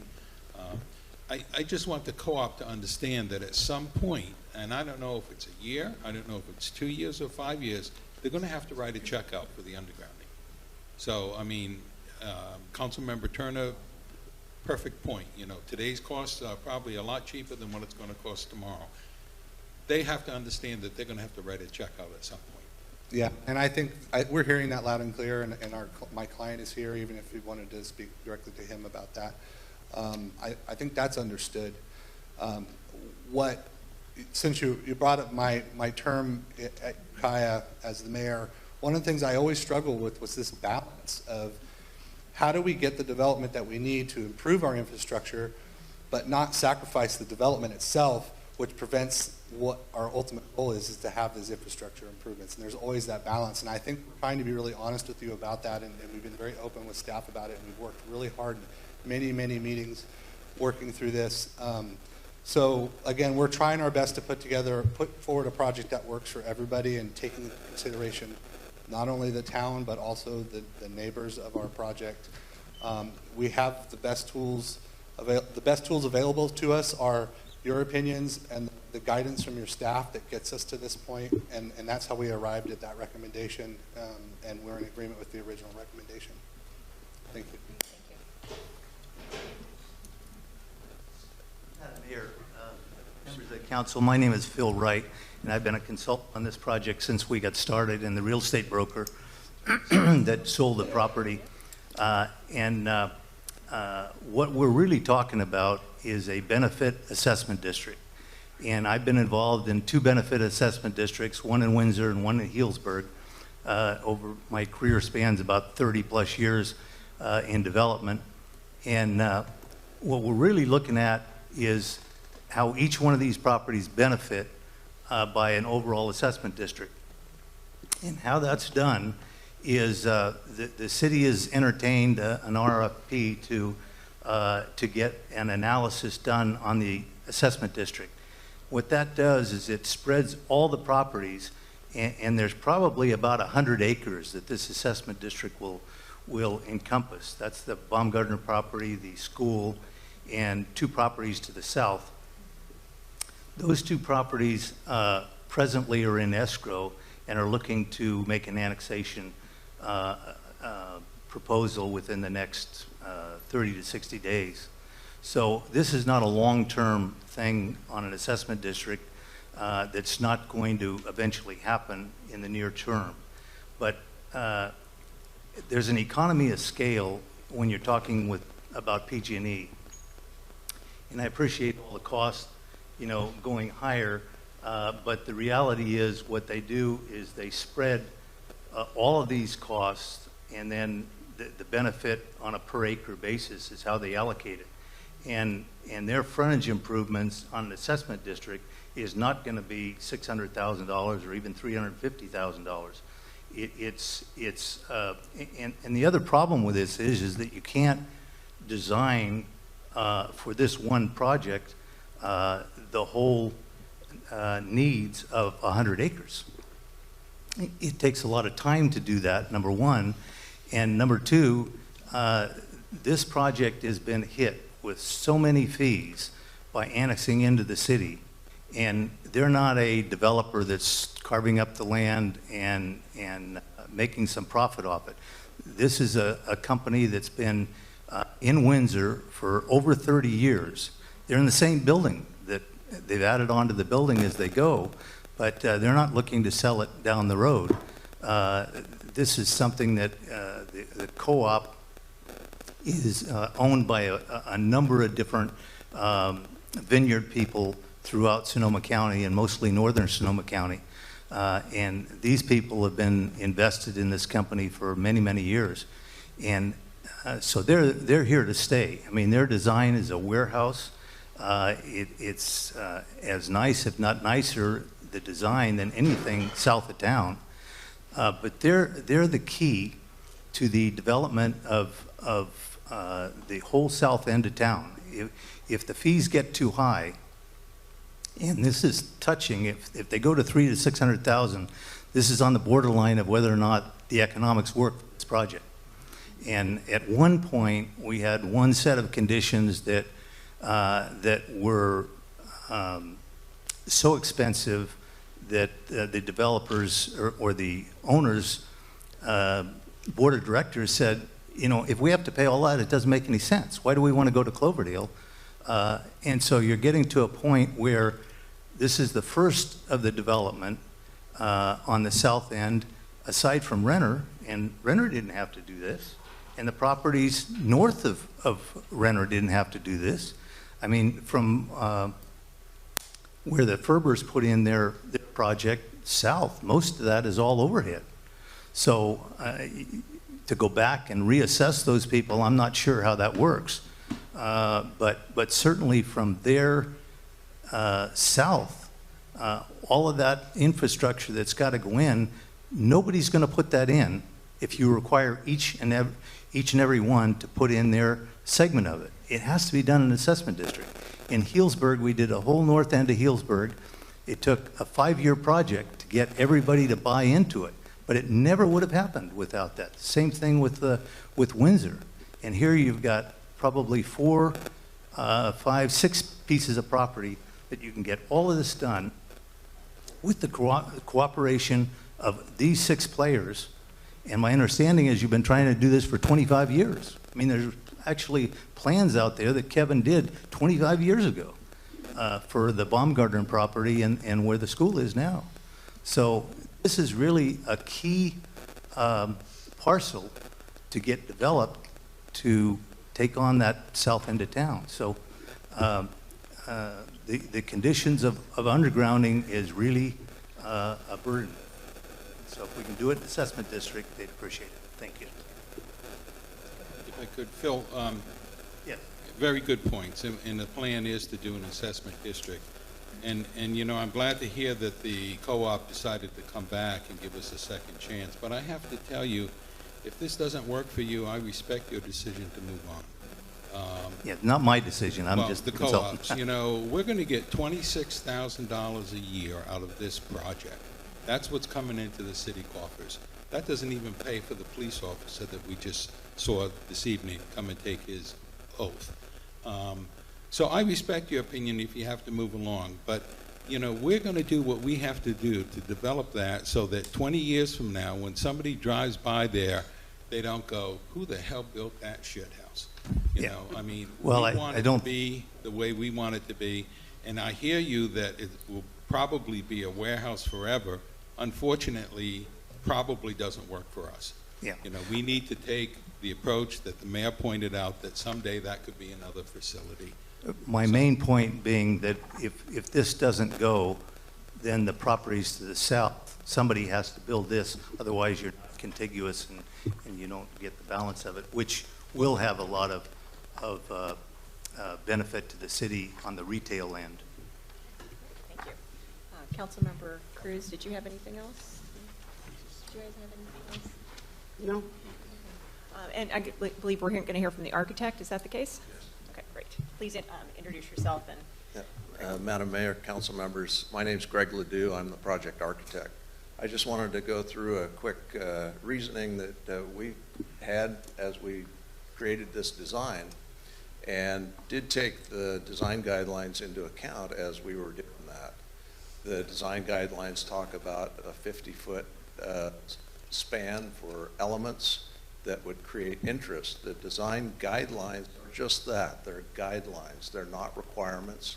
So we were taking that and moving forward with an arched architectural element, using colors to express that. There's also raised trim on the building that surrounds those elements. We've got raised trim and a water table. We've got clear story windows, and we've got a significant cornice at the top of the building. We felt that all those things were in keeping with the design guidelines. We also asked the landscape architect to include a design element in his plan which would accentuate all of that, which he did. If you look at the landscape plan, there are 2 sets of trees, 2 rows of street trees that the set of trees that are immediately against the building are on either side of those design elements. And that'll provide some in and out relief to the building. They're a decorative tree. The primary street tree is a very large tree, the Norway maple, that at its eventual growth will crest over the parapet of the building, which will give you an up and down articulation to the facade. So we felt that was an appropriate approach. We presented that approach to the Planning Commission, and they agreed with it, given the nature of the building and the use of the building. So I want to make sure that it was clearly understood that we did not ignore those design guidelines. We tried to work with those as best we could. Again, I'll raise the issue of budget. The co-op has given up a lot here with the land that they have to dedicate on Baumgartner property, the traffic mitigation fees. There's a lot that goes into this project, and it's expensive to create any further articulation. We felt we'd done what was necessary, and the Planning Commission unanimously agreed with that. So I'd be happy to answer any questions. No, this reminds me of when we did the hotel downtown on Citrus Spur Drive. The same issues started to come up about what you would see as you entered town. And the way the problem was solved, I remember, and it was in the Planning Commission that it was done, it was just doing slight setbacks, just very slight. And it works. But you know which one building I'm talking about? I'm familiar with the concept, not with that specific building. Okay, but it's got the same kind of feel to it and look to it. So what you're doing is pretty similar to what they did. The only thing that they did that was a step further was that they did take a setback of, looks to me like about 3 feet, 4 feet, not much. But if you're going to put like stucco or something on the arches to make them come out a little, is that what you're saying? Well, there's setbacks that we have to deal with. There's the interior use of the building, obviously warehousing. I would much prefer a straight line interior Yeah, I get wall, that, and it yep. becomes quite expensive to articulate that front wall from a structural point of view. So it's a cost consideration as well. But didn't you say that you did have the arches were actually stuck on something that made it look? Yeah, there's a trim that's proud of the building, but that's a matter of inches. It's not a matter of feet. Yeah, but with paint and that, it could, with the right depth on it, it could look that way. So I don't have as big a problem with that as you guys are having, but go ahead. I wonder, it was the Pepperwood building? Is that what it's called on First Street? Silverwood, thank you. We had them do the awnings. Yeah, that just came out of the windows, pretty modest, and it broke the eyesight up a little bit. Is that something that you'd be willing to entertain? Does it fit into the design at all? It ended up turning out nice there. For a similarly styled building, they have multiple tenants, and it ran along a straight line, and they just added a few awnings and stuff. I mean, I don't want to be unreasonable with you, sir, not at all. I'm just hoping we can find some middle ground here. We could consider an awning of some sort that went with the arched element that would give you some additional relief to the building. Again, it's just an added expense and a maintenance issue. Okay. Great. Did you have anything else? Go ahead. Yeah, thank you for your input on that. In the building that Mary Ann is talking to, the Best Western Motel, one of the other things they did is when they did those concave inserts, they planted wisteria with some awnings, so now they're covered with wisteria, and it really looks nice. I would just like to see something different. I could live with awnings. If you have a chance, when you go down to the red light, take a left-hand turn, or right there on the corner, you look catty-corner, that's a Silverwood building. Fantastic design, and that's kind of what we're looking to achieve here, and I think you could do that with that big building. And I'm sorry it's going to be a bigger cost, but we want to look at something nice for the rest of our lives. Did you have something else, Martin? Okay. Yeah, that, I'd have to say that, yeah, I agree. Not only are we going to have to look at it, but the people who live down there and who work down there are going to have to pass by it every day and potentially, walk and ride bicycles by it. And right now it's a monolith. And it's just not conducive to transit-oriented development and pedestrian-friendly neighborhoods and kids going to and from school, walking and cycling. There's just no articulation. There's no curve. There's no edge. And I do understand how warehouses work, but I'm just not seeing it working in with our plan for the community the way it is. And I think that aesthetically there can be some minor changes so that it fits in better with the future neighborhood there. So that would be my and I see staff coming together with some possible ideas, so recommendations. Mayor, on the issue of design, I know it's difficult to sit here and think about and articulate specifically how you want to write a condition around what you want to see in terms of future building design. But what I do hear council saying is you want to see the project move forward.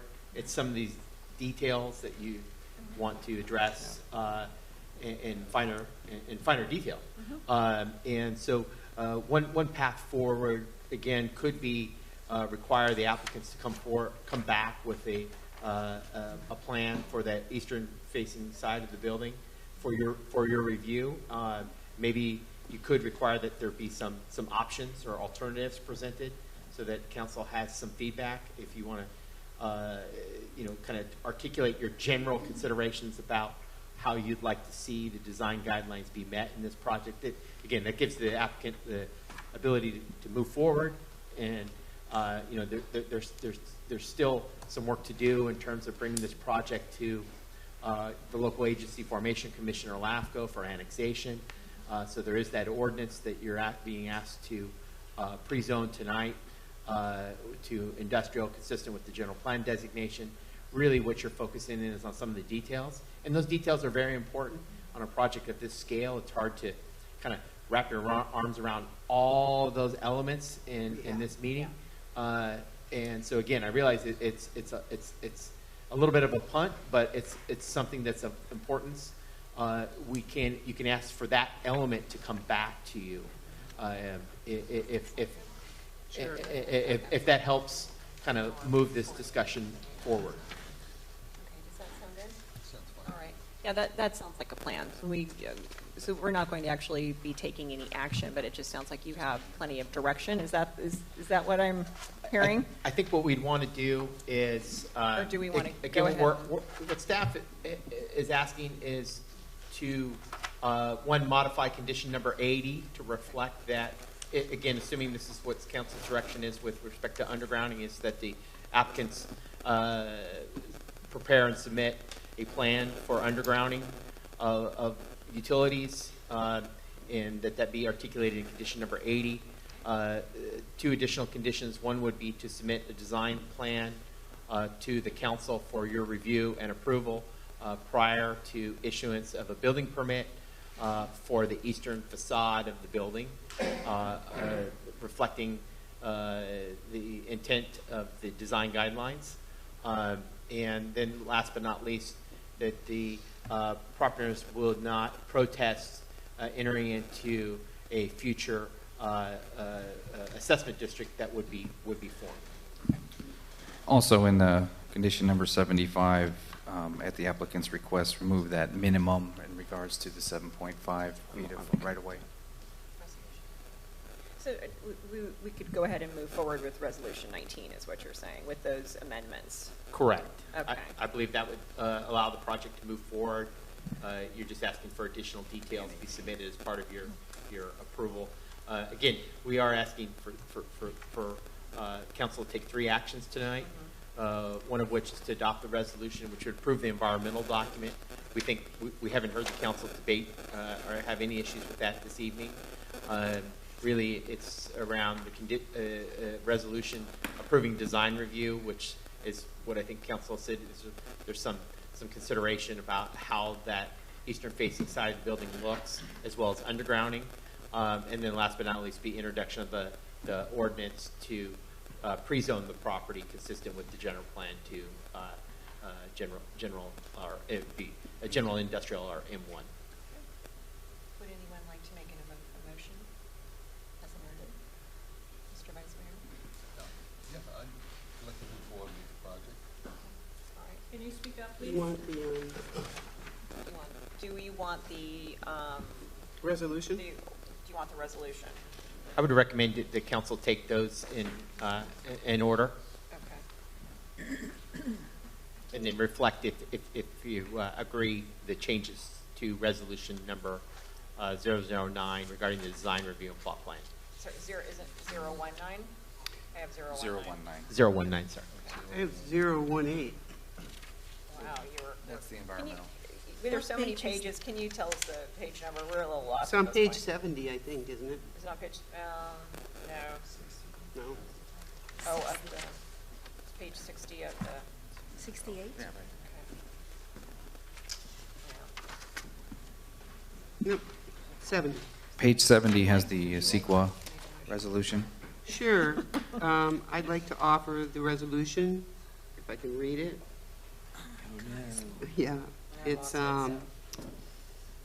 City of Cloverdale City Council Resolution Number 018-2019, resolution of the City of Cloverdale City Council adopting a mitigated negative declaration and mitigation monitoring and reporting program, an MMRP, prepared in accordance with the California Environmental Quality Act to approve the Sonoma County Vintners Co-op wine storage facility annexation and pre-zoning project on approximately 4.67 plus or minus acres of undeveloped land located at 28145 Highway 101, APN number 117-040-101. Is there a second?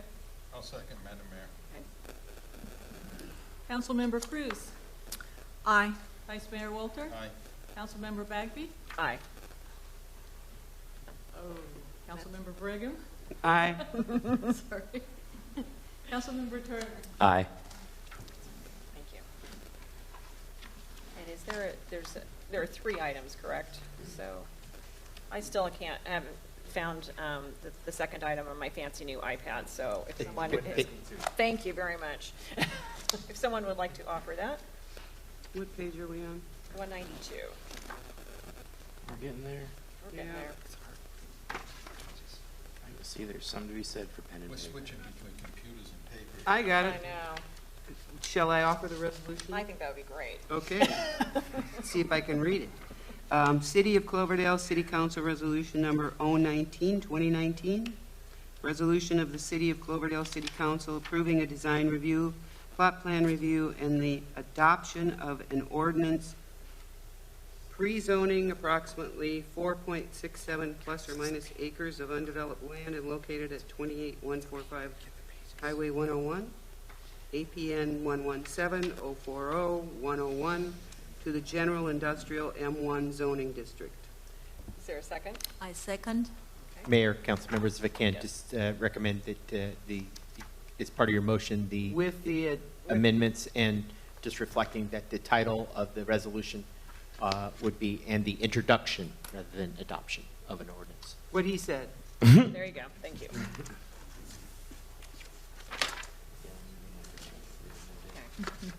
Yes. Councilmember Cruz. Aye. Vice Mayor Walter. Aye. Councilmember Brigham.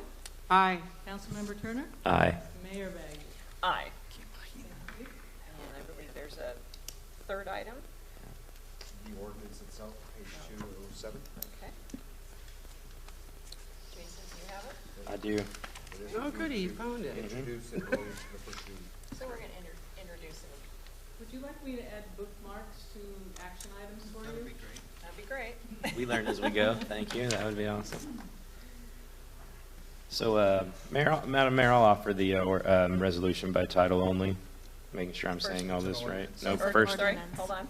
It would be the ordinance, and it would be to introduce and waive first reading of ordinance, and then the title. Sorry, it's not written out there. That's okay. Thank you. This would be a motion to introduce and waive the first reading of City of Cloverdale City Ordinance Number 728-2019, an ordinance of the City of Cloverdale amending Title 18, zoning of the City Municipal Code, pre-zoning an approximately 4.67 plus or minus acre parcel located at 28145 Highway 101, APN 117-040-101 to the General Industrial M1 zoning district.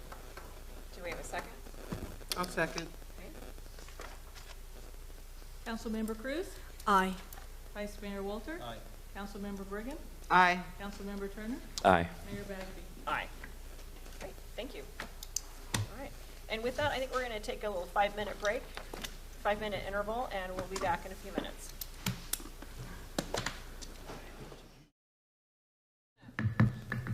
call the meeting to order. The next item we have under new business is review a draft homelessness strategic plan framework.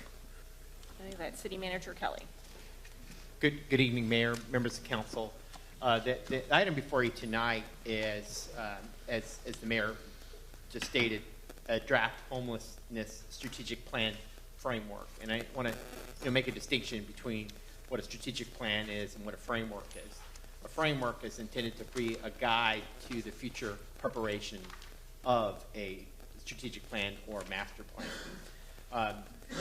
Just a little bit of background, as this council is aware, and it was an issue that came before the previous council, homelessness is an issue that is affecting not only California, but the country as a whole, and is having impacts that impact our city and our residents and our community. A member of our community came before the council and expressed concerns about the impacts of homelessness on our city and on our residents, and particularly in safety and security. In response to that concern, the council referred that matter to the Finance, Admin, and Police Subcommittee for review and discussion, and ultimately for a recommendation on how to address the complex issue of homelessness. The Finance, Admin, and Police Subcommittee discussed the matter of homelessness over almost an 8-month period of time.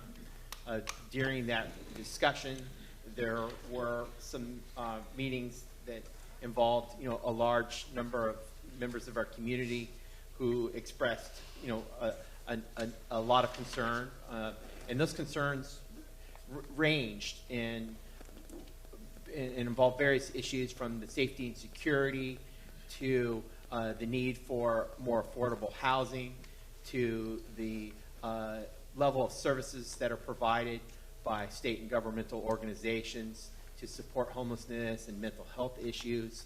And obviously, it took a lot of testimony on the significant gamut of issues. Ultimately, there was really a call for action. And the question that was posed is, city, what are you going to do about it? And obviously, no city, especially a small community like the city of Cloverdale, is going to be able to comprehensively address the complex issue of homelessness. But in response to that issue, and in response to the testimony that was received at the meeting, and input by the community, and discussion by the Finance, Admin, and Police Subcommittee, staff developed this framework.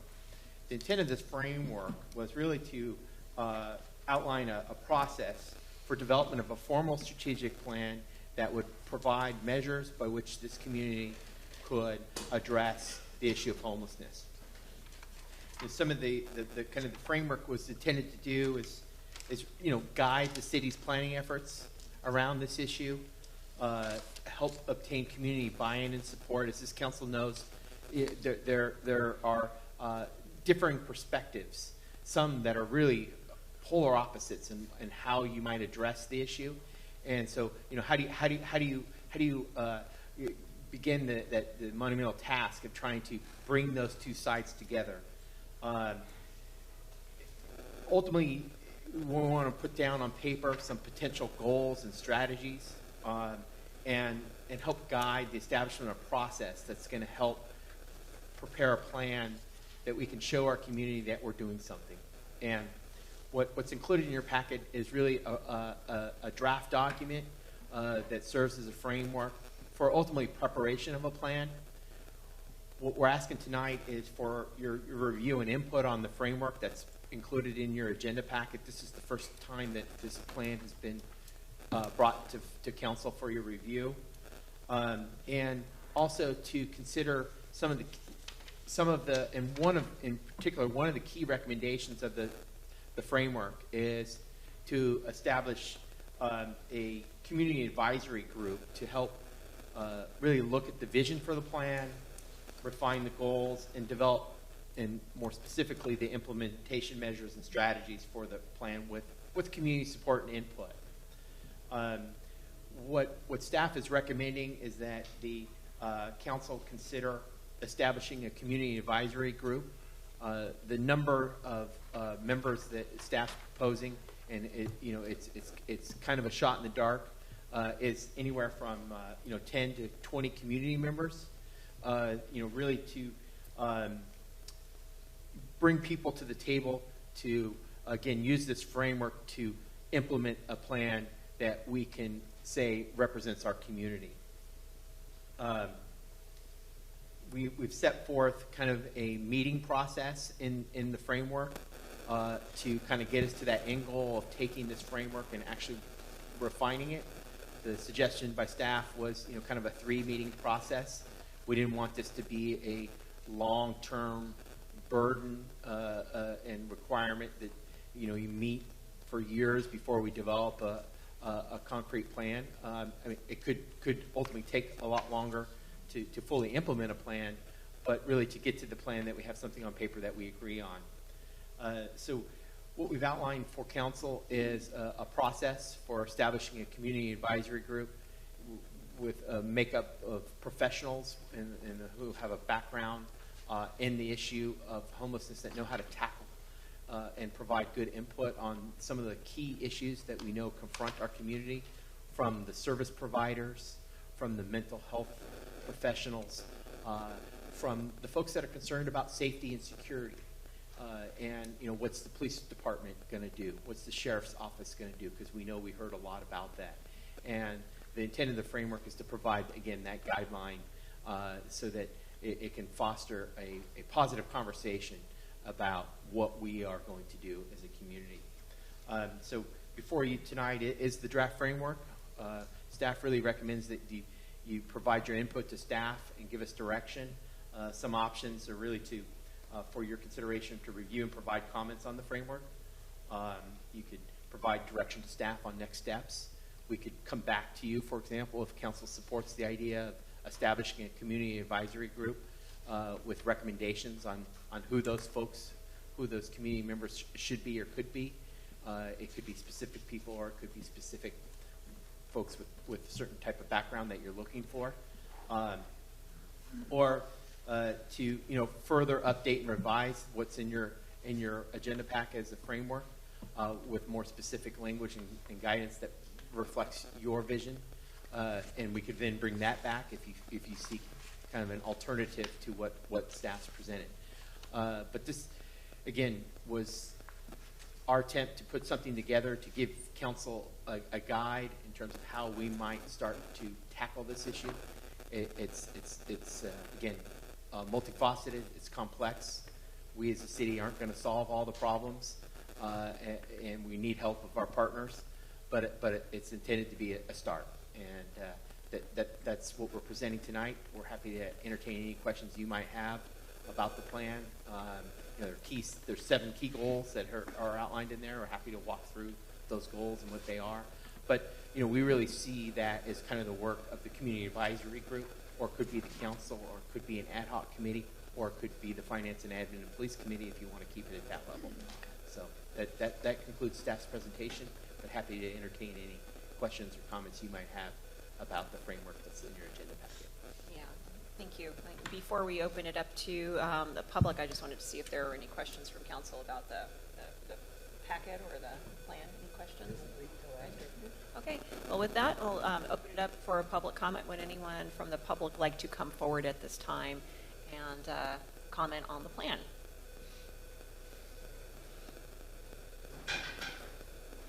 And please state your name for the record. Colleen Halbom, Executive Director for the Wallace House, ECOC. And good evening, Mayor, Council, staff, Chief Stewart.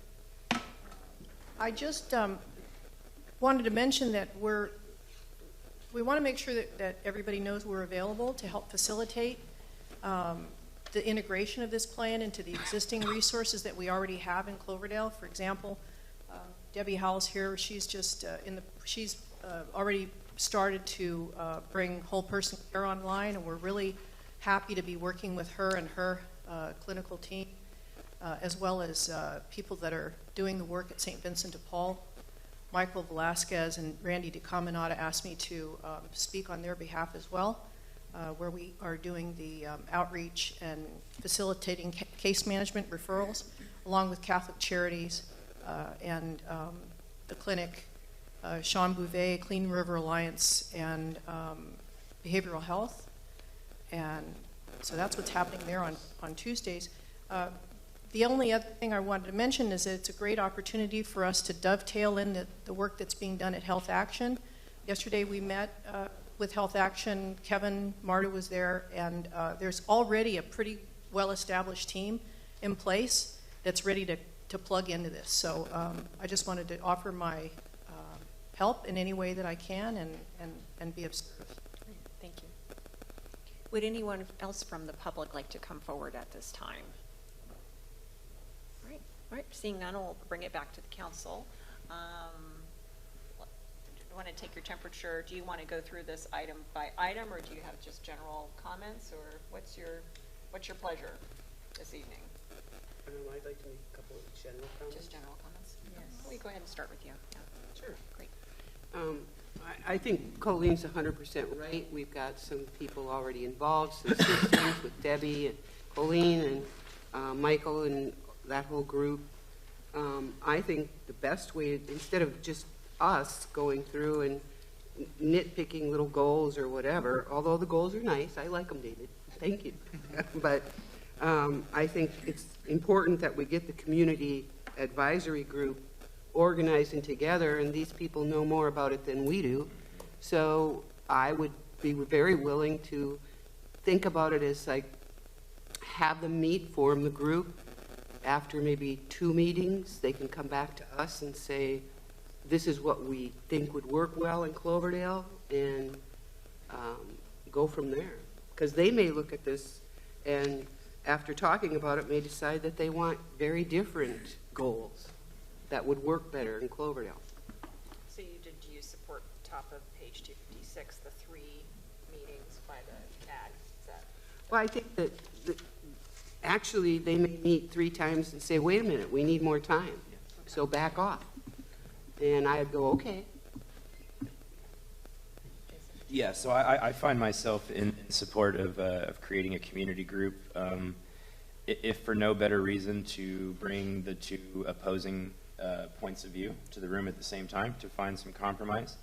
I find that everybody agrees that homeless individuals should be treated as humans and with compassion, and where they find the crux is when there's a perceived chronic criminal element. And so to have those 2 aspects in the room and realize that they are on the same page with just slightly different paragraphs is, I think, would be a big benefit. And to have the experts really, really go over it and make some recommendations to us, I think would be great. I even see things in here that people have language that they've been maybe upset about in other public comment periods where they chose to speak about homeless. And I see one topic of a paragraph where it says housing first. And I know that was a crux for people. So again, this reaffirms my opinion to have the community really weigh in on it through a number of meetings and make some recommendations to us. Okay, great. Do you want to start, Gus? Or? Thank you, Madam Mayor. David, again, nice job on this. Thank you. Colleen, I agree with you 100%. You need to be at that table along with Debbie and Sean. And I would rely on you in your input to who you suggest should also have a seat at that table. I'm kind of a novice compared to what you folks do. So, and I also see this, and correct me if I'm wrong, David, kind of as a moving target. We're going to go ahead and start off with the plan that's in front of us, but as the committee meets, I'm sure names are going to change, and the different services are available in the meeting place. So, I just think it should be maybe at the police finance subcommittee where it started to pick maybe 5 key individuals, and then those 5 key individuals will then make recommendations of who should be coming forward on the advisory committee. And Jose, I guess, would we need to agendize those meetings or on an advisory committee or an ad hoc? Yes, so if the city council creates an actual committee by a formal action, that is a Brown Act committee. The only thing that's not a Brown Act committee is if you created an ad hoc, which is just solely 2 council members. But if you do envision kind of this bigger committee, that would, and it's done, again, by formal action of the council, it is a Brown Act committee. Well, what if we only had 1 council member, like the mayor or Mora, sit in on that committee and report back? Then would it be a Brown Act as well? So it would be a Brown Act if you create the committee, regardless of whether you have a council member sit in. Now, if the committee was created, again, with some of the folks that have come up and they created the committee along with the city manager, let's say, and then maybe you appointed an ad hoc that was working with them, that's a little bit different, but again, it's whatever route the council would like to take. Yes, you know, all of us at the council are concerned about homelessness. And to have only one council member, I think we need to rotate in, so that there's not a conflict of Brown Act. But we all want to know what's going on. We all want to work with the people who make a difference in the community. And to just have one council member in the committee or 2, it's a little limiting.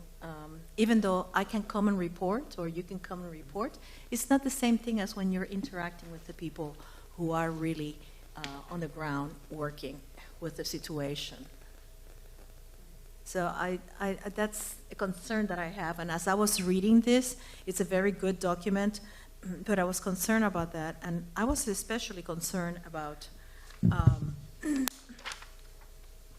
when it says the city. Yeah, let me get Is there. it part of the plan itself? Yes, it's part it's part of the plan. Let me tell you the page. When I got to page 277, I see that there is a leading organization or entity, and then there are partners. And I see that the city, it starts on page 276. And I have a question here about expand 2A on 277. Expand public safety enforcement and surveillance capacity by organizing and training volunteers to support police departments, Sonoma County Sheriff, and Cloverdale Fire Departments. So, Arson Watch, are these the people who train? I don't know who Arson Watch is. It sounds like an aspect of Neighborhood Watch. Yeah. Could staff elaborate on answer that? Yeah, staff would be happy to elaborate. You know, again, come from the perspective that this is a framework document, and the role of the community advisory group, again, kind of hearing that the council's leaning in that direction, would be to comb through the plan and make sure that it reflects what you want it to say in terms of addressing that particular supporting action. One of the early concerns, just to point specifically at supporting action 2A, was a concern about homelessness and fires.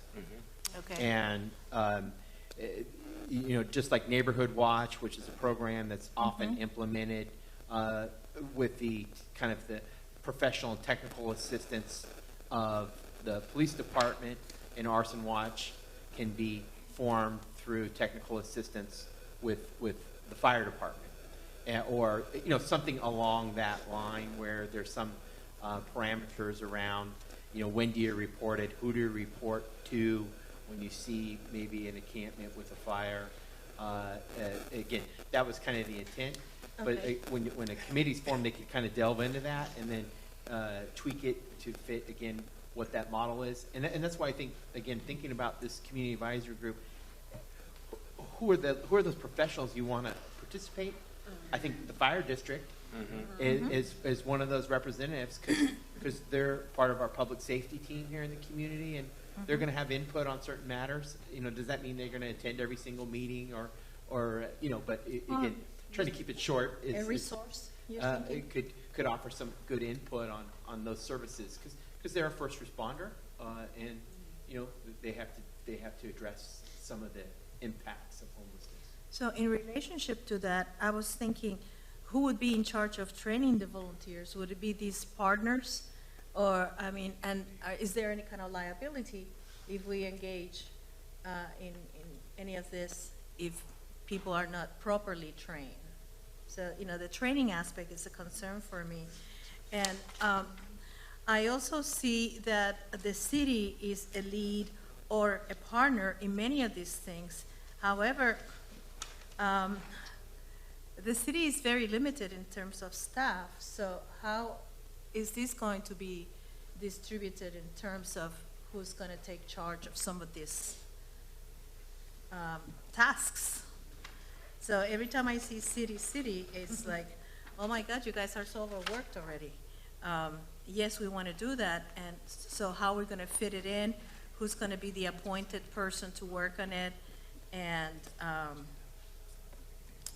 also, like, to promote hotlines for the homeless living in Cloverdale. Is that something that's going to be done locally, or is that going to be part of the 211, et cetera? I mean, I know this is a working document, but it brings many questions. To collaborate with local agencies and programs, and I know that some of the organizations don't want necessarily to work with some of those organizations or programs. So how are we going to, I guess we have to find a happy medium. Give a comment. The idea. And Councilmember Cruz is absolutely right. That the city is identified as the lead. Now, that's not real well defined what that means. It could be we're the leadership behind that initiative or that action. But again, this is intended to be a guide. And I think if we sit down, we will probably need to go through, you know, every single one of these and look at more closely. And again, I think the intent, like any plan, is you don't always go out and implement everything day one. It's something you do over time. I kind of envision this as something that might be, well, more than likely it's really going to be a long-term ongoing process, but this is a start, and could be something we kind of put in place for, you know, a 2 to 5 year period of time, but that we're looking at and seeing how we're doing, assess our performance, and say what's working, what's not working.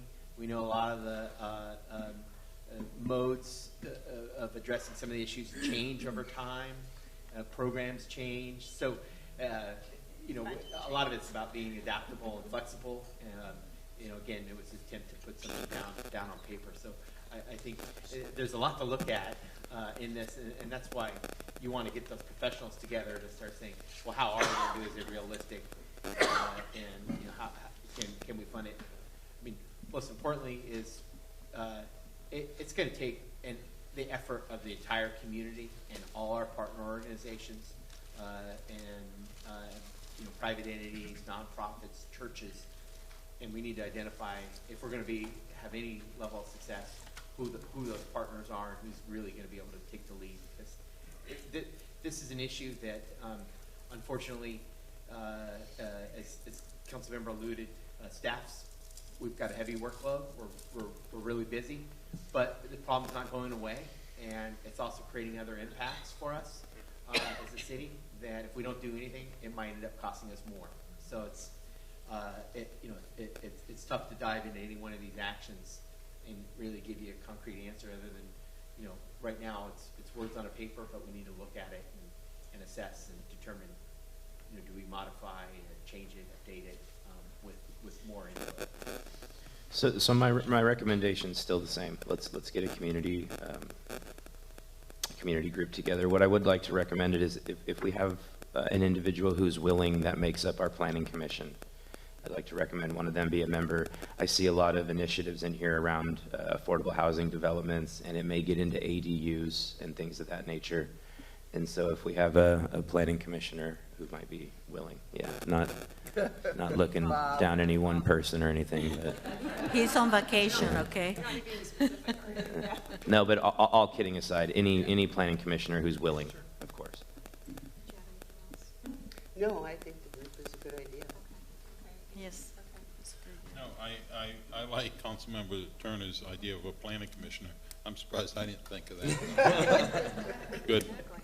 Well, my only real comment is on the text, because I think there's consensus for moving forward with a community advisory group, and I guess what I would like to see is have those first 3 meetings as illustrated in the staff report, and just and have Kevin kind of just organize it and help moderate it, guide it with the stakeholders, and the goal setting, exactly. But I just have one specific thing on goal 2: prevent and mitigate any public health and public safety impacts on the community stemming from homelessness. And one of the things that I observed is that we left out Clean River Alliance again.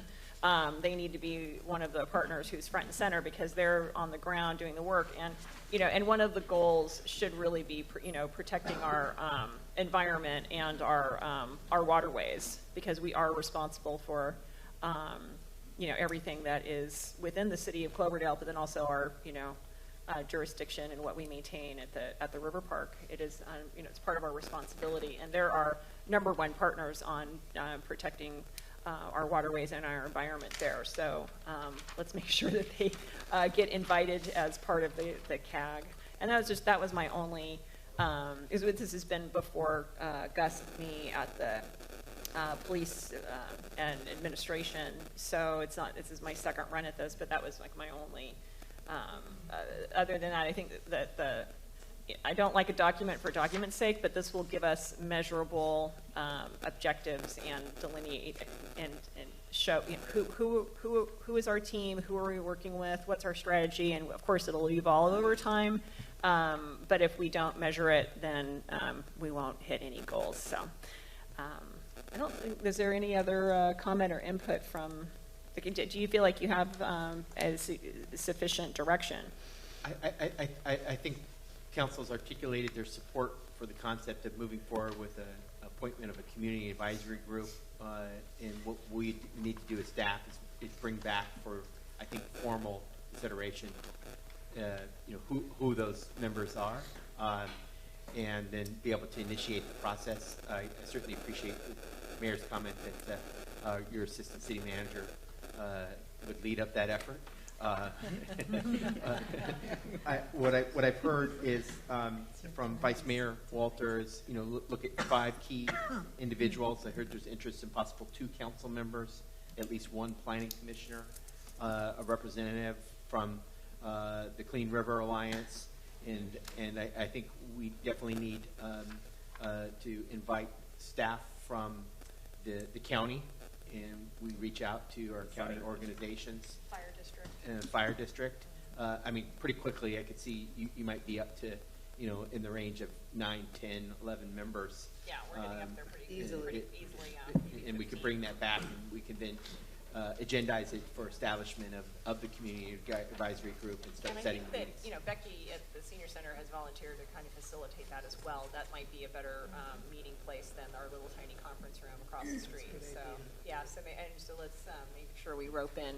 Well, since she volunteered herself, we're not exactly roping her in. So, but she's expressed an interest in extending the auspices of the senior center and also Health Action. So, I think that's off to a good start. So do you feel like you have enough direction at this point? Anything else? Okay. Mayor, if I may make a comment to address Councilmember Cruz's comment regarding this being a very important kind of subject for just 1 council member or 2. What we've done in other jurisdictions with the homeless issue as well, when this bigger group gets together, county folks and everybody, but it's a big enough issue and a big enough meeting, let's say, then you just post it also as a council meeting, as a two bodies meeting. That way all council members could be there participating as well. And the public can come as well, I presume? Exactly, Yes. open to the Well, public. good idea. I'm not sure if do you think it's necessary for that planning phase for those first 3 meetings, just to but after we complete that core report? Correct, just because suggestion. it's a draft plan right now. We need to finalize the draft, and then future meetings would then be those joint meetings. That's, and that'll be up to the council, but that's kind of what I was thinking. Okay. Mayor, as this goes along and the council really wants to get involved and roll up the sleeves as well, that's an option. I support that idea of a roadmap, absolutely. yeah. All right, great. with that, I think we will, unless Debbie wants to come up and say anything, or any members of the public who would like to add anything. All righty, thank you. Well, then we will move on to the next item. Let's see here. I believe that is item 15, review and discussion of draft amended cannabis ordinance. And I'm recusing myself because I have a permit. Okay.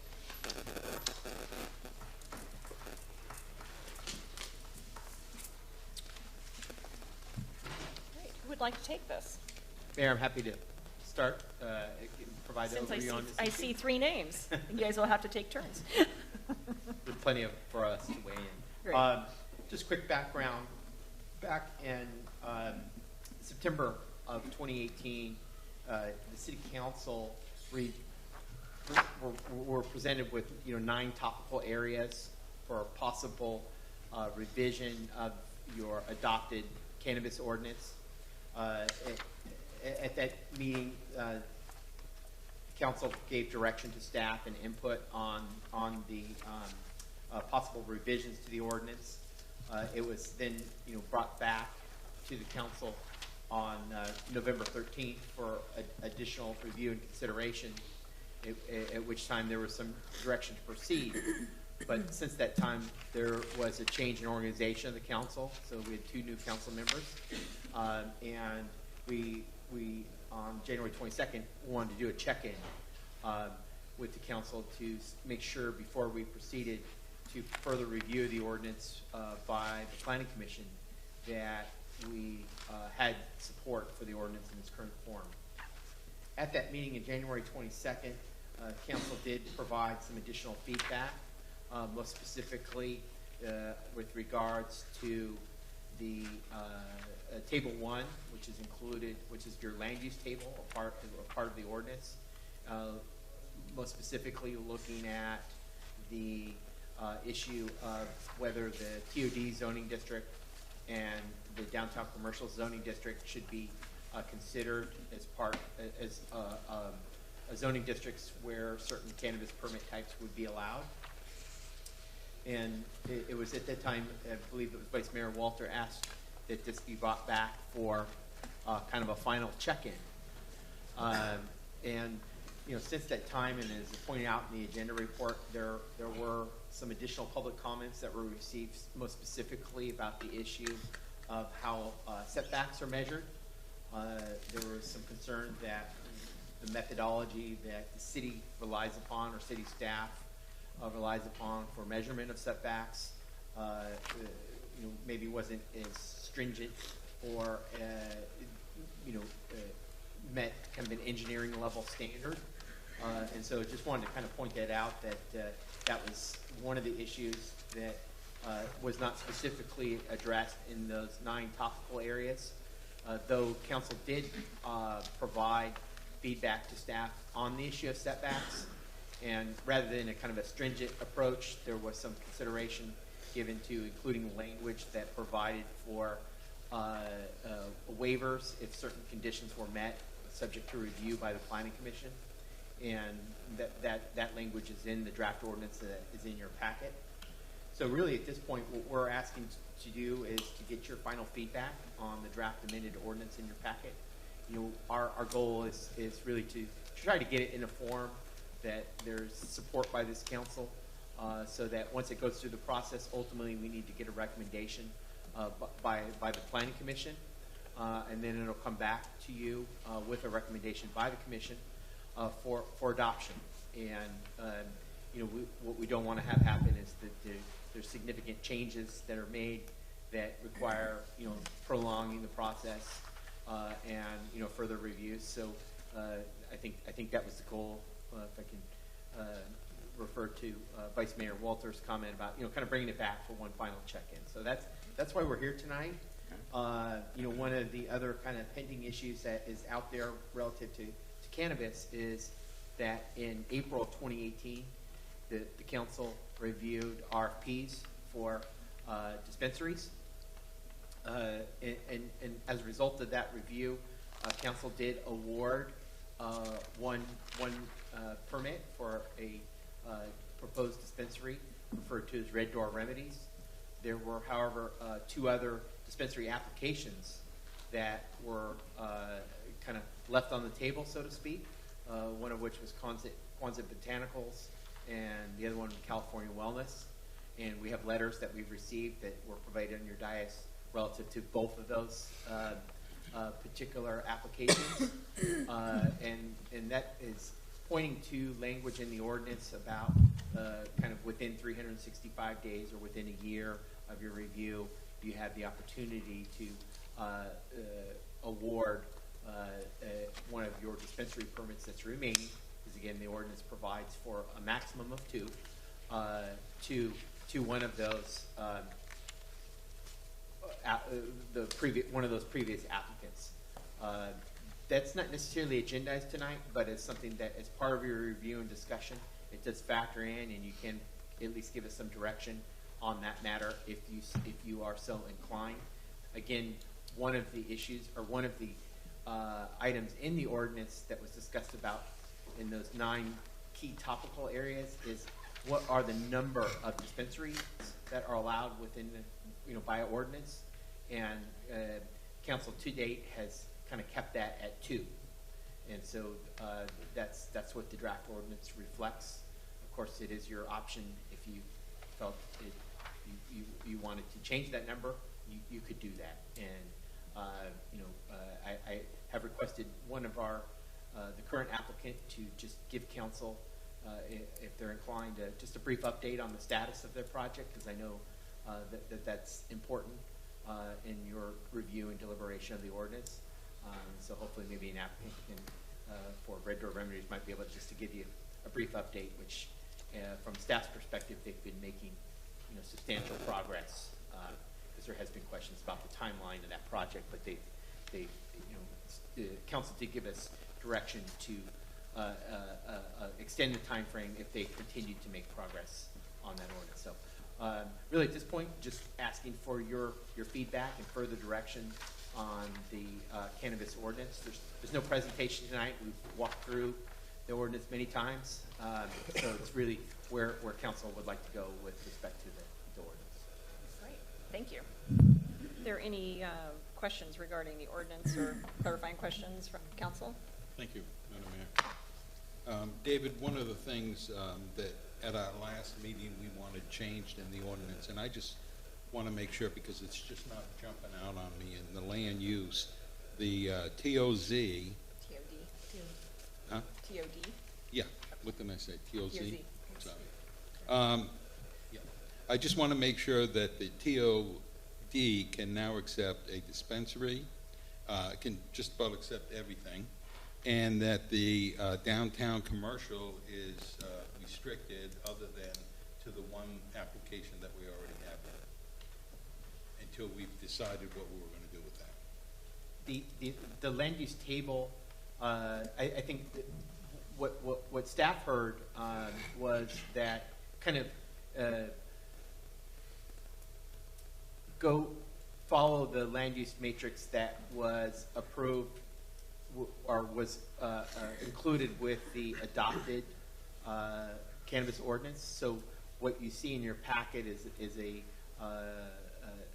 table 1 reflects that dispensaries are allowed in both the downtown commercial zoning district and also the TOD zoning district.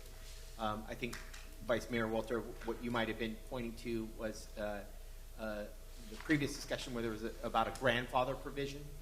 The ordinance, I think as it's written now, wasn't intended to grandfather any use, but then provide a table that didn't allow it. It basically provides it as an allowed use or permitted use in the particular land use table. Okay. Because I for some reason, the table is somewhere. That should be in the back. I'm working with paper, David. I just want to make sure that we can open a dispensary in the transit-oriented area. Page 326. So, Page 326. so if I may, Mayor, just to summarize what David was mentioning, the notes from the last meeting, what staff is presenting as a table And an ordinance that does allow a dispensary in the TOD would allow also dispensaries in the downtown. I think that there were discussions about opening up additional uses in the TOD. And David, I don't think that ended up getting, at the end, the staff heard that to basically leave it as it was. So the additional uses did not get placed in at the TOD. I don't think that's included in this ordinance right now. Wait, one more time. You're saying that we left it the way it was? Correct. And dispensaries and all Are in. They're in. Okay. Yeah. The originally dispensaries were in the TOD and downtown. Then there was a discussion by the council of, okay, maybe not downtown, but maybe the applications we did get. But at the end of the conversation, dispensaries stayed in TOD, stayed in downtown. But no, there is a limitation on TOD as far as what businesses are in TOD or allowed in TOD. I don't think it got opened to all of them. I think it's still restricted, and that's what staff heard. Now, if there's a change in the council, or maybe staff, maybe we didn't hear it correctly, this is a good time to discuss. It's for dispensaries, it's for delivery, and what is it restricted from? I don't think it allows a micro business. Okay, that's the only thing. I believe it's the micro business. Your city attorney's comment is accurate. The original ordinance did not provide for micro businesses to be permitted within either the downtown commercial or the TOD zoning district. So they did allow for deliveries, dispensaries, testing labs, and then within the TOD zoning district, a wholesaler greenhouse gas or greenhouses because of the nature of some of your TOD properties and being able to support that. So, kind of what you're seeing, for lack of a better word, is deja vu. It's kind of what was adopted with the original ordinance. That's it. Okay. Do you have any other questions? All right. Well, with that, and I will open it up to the public. If anyone would like to come forward and comment on this item, please state your name for the record, and you'll be limited to 3 minutes. Really? Well, do you want to do the update, David? Do you want to do the update now, or toward the end? That's really your pleasure, Mayor. You know, why don't you go ahead and come forward now, if you don't mind, Mr. King?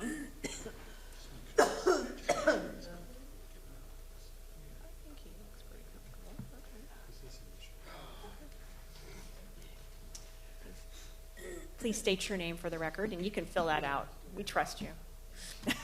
Patrick King, Cloverdale resident, owner, founder, CEO of Seed to Soul facility in Cloverdale.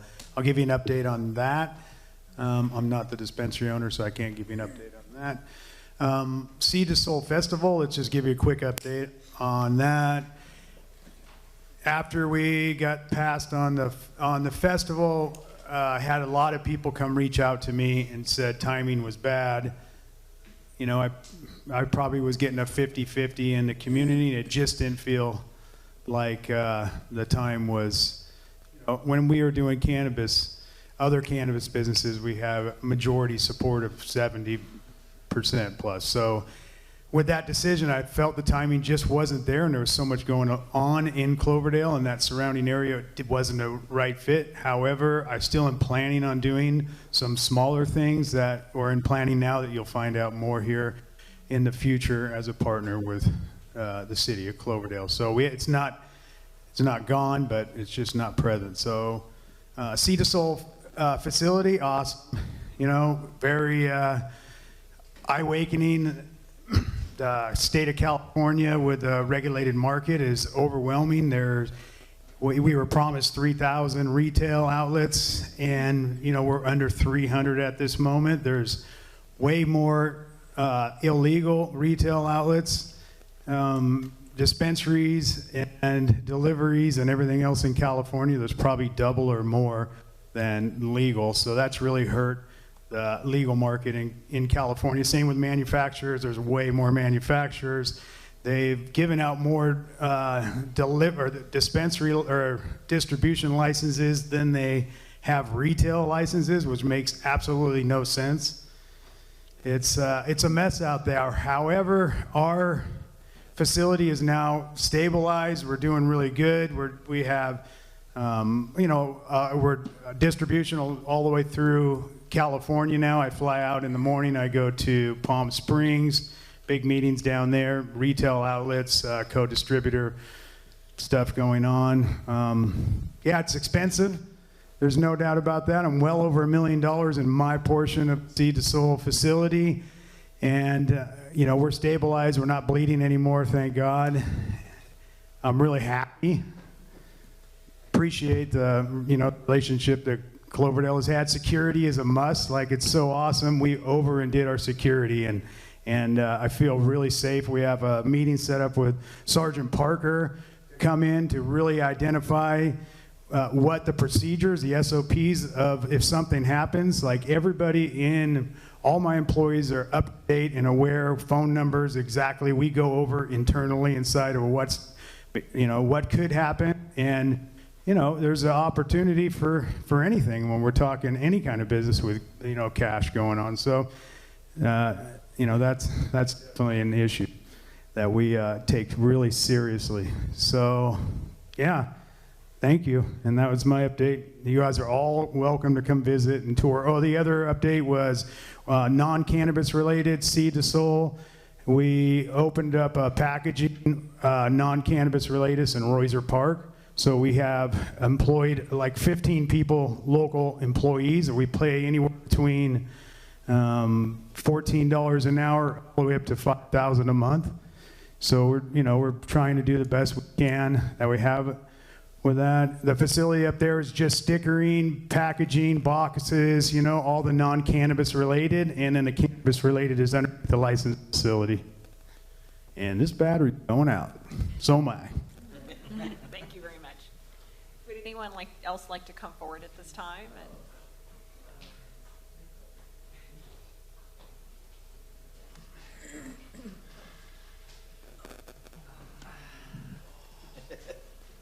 You need to stretch your legs anyway. So, Jamie King and Diana Schmainer, your Red Door Remedies owners.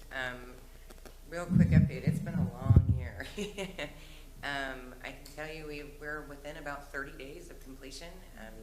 Like my husband said, security has been one of our biggest issues. I think we might have gone overboard in some areas, but then in others, I think we really took it very seriously, and I think it's rather appropriate.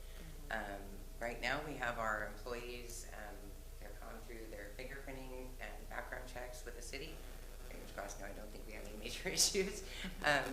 But really getting within the last few weeks of being able to come to Mr. Kelly and saying, okay, we're ready to finalize and open these doors, and we would love the opportunity actually to provide an opportunity for y'all to be able to come in and take a look, just like you were able to with Seed to Soul. And we just want to thank you so much for the support, especially with the city, as we've had so many questions and gone back and forth. We really, really appreciate the city staff really being there to answer questions and being extremely helpful. And the police department, on the other hand, you guys have been extremely accommodating, extremely helpful with any of those questions that we've had. And if there's any questions you have for us, we're happy to answer those.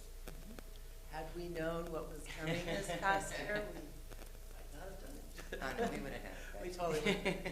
No, it's been great. It's beautiful, and I think we are going to have a soft opening, and we'll let you all know when that's happening, and we can place store. Thank you. And let you come in and really take a look. It looks a little similar to what's next door. I'd like to say, but a little more ladylike. There you go. A little more stylish. well, before you take off, I'll let the council ask any questions. Sorry, and if Mr. King wants to come back down, you can please do so. We might have some questions from council. So, Jason, do you want to start? What really came out of left field on you?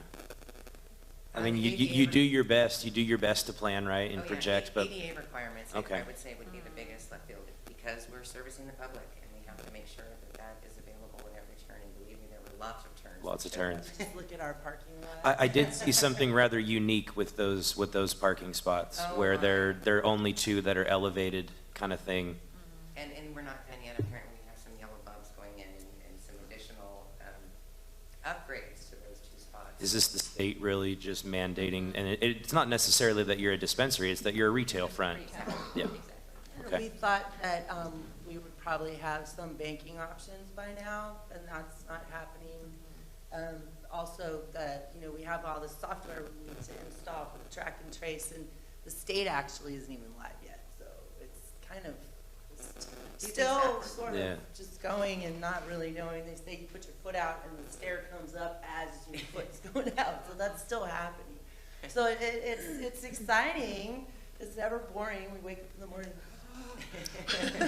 But it's happening. It's going to be great.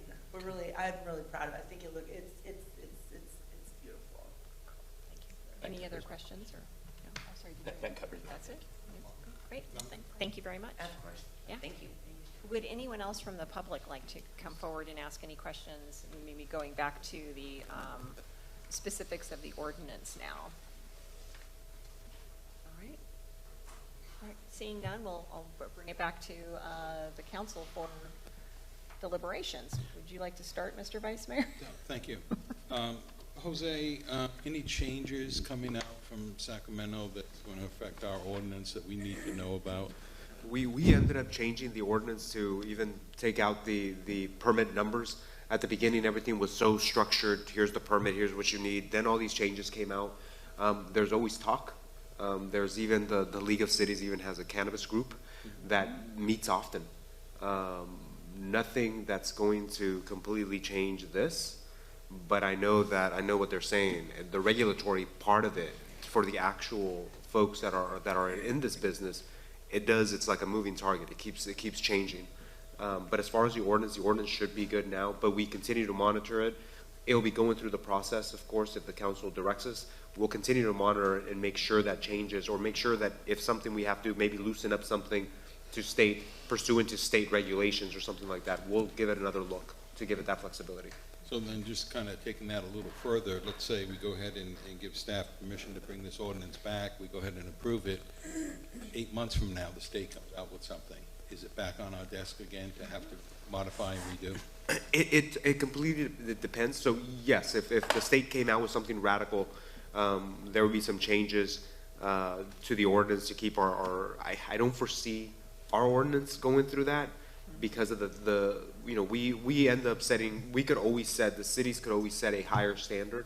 And I think what we have here is a very thought out ordinance that the council put in a lot of time, the community put in a lot of time in. So the standards are probably even a little higher as far as safety and whatnot. I don't foresee anything, but yeah, I mean, Vice Mayor, yes, if the state ended up switching something on us, we would have to bring it back. Well, Oh no, are you done for now? no, I was just going to say, if there's no further questions, I'd just like to make a motion. Well, I think we might have some further comments or questions. So. Yeah, just a simple question here. If there are changes in the state, we don't have to revisit the whole thing. We just need to revisit a particular aspect. That is correct. Okay, so it's not as cumbersome as establishing the ordinance. Oh no. I mean, I don't foresee the state doing anything that would have us have to look at the entire ordinance. I see potentially little sections. This time around, it comes like this with everything because a lot of changes that the council was talking about were spread around in the ordinance. But you're absolutely right, council member. Usually it's maybe one section that we would end up changing. Quick. Yeah. So I heard city staff use the term deja vu. That I'll make this very brief. That in itself, I'm ready to send this on. The only comment I had, I have some misgivings that I've already stated very clearly. I think that while I believe a dispensary in the downtown is fairly consistent with our non-storefront uses, I would still like to see some clarification in the downtown, and that's an overall comment. I want to make sure that the folks who have invested in retail storefronts are protected from businesses that just don't see as much traffic. So I have absolutely no problem with an applicant on the second floor or behind a building things like that.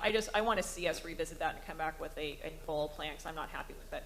I still believe that the dispensary use in the TOD is inappropriate, and I'll bring our earlier discussion tonight back to illustrate the point, is that we are, by looking at the Vintners co-op, we haven't done adequate planning for that south end of town, and so we are unable to be very clear, unfortunately, I think, with the applicant, and it's not really fair to them, because we haven't done the proper planning for that downtown area. So we're saying, well, we feel it's inconsistent, we have these concerns, and it's not really fair to them. And I think that it's the same case with businesses going into TOD.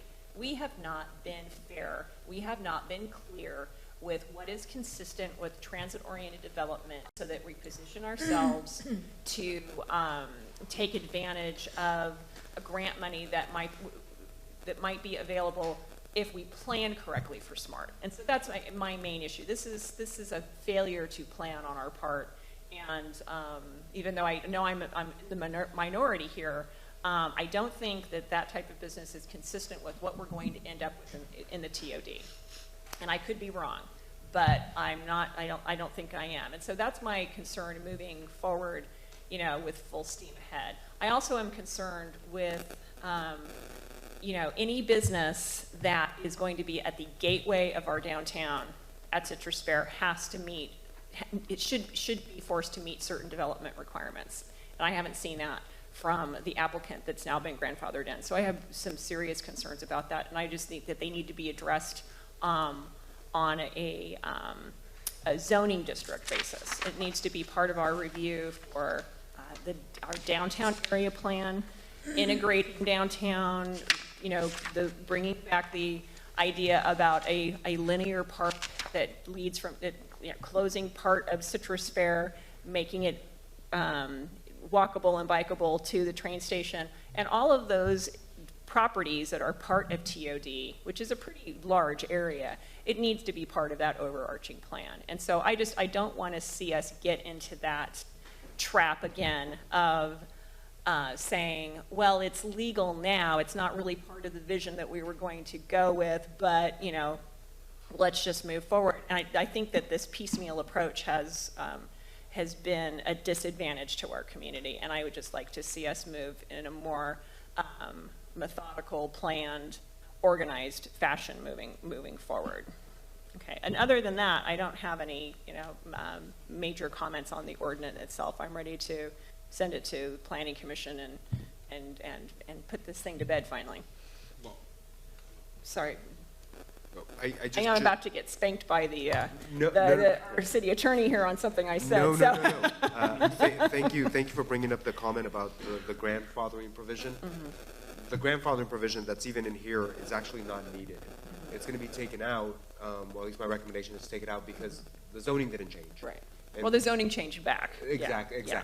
Exactly. It hasn't changed from the original ordinance. Mm-hmm. So there, at this point, that language is going to go away because those uses are still allowed there. Mm-hmm. Okay, great. Thanks for clarifying. Okay. Does anybody else have any comments or questions at this time? Okay, seeing that, it looks like we're ready to. Do you have the direction that you're looking for? I think we're ready for the question. Madam Mayor, I wanted to make the motion that we make no changes to the current, and we adopt the cannabis ordinance and send it off to the Planning Commission for a second, for their approval of the land use changes. Do we need to name a? Sorry, I'm lost again. Can you tell us which page that's on? Do you need to recommend that? I see it right here at. So we just need to give direction, but do we need to vote on this? Just for clarity's sake, that would be great. Okay. But I think, and Vice Mayor, please correct me if I'm wrong. I think the rule of direction that you're stating is to the ordinance as presented, and it's substantively as presented, with the changes here, to move that on to do our homework, of course, because we still need to do the environmental, the exception, or whatever we need to do, but to move it on to the Planning Commission for their recommendation, correct? Yes. So you want to go ahead and get a second and take yes, a vote? Okay, please. Great. May I have a second, please? I second. All right. Councilmember Cruz? Aye. Vice Mayor Walter? Aye. Councilmember Turner? Aye. Mayor Bagby? Aye. Thank you. All right.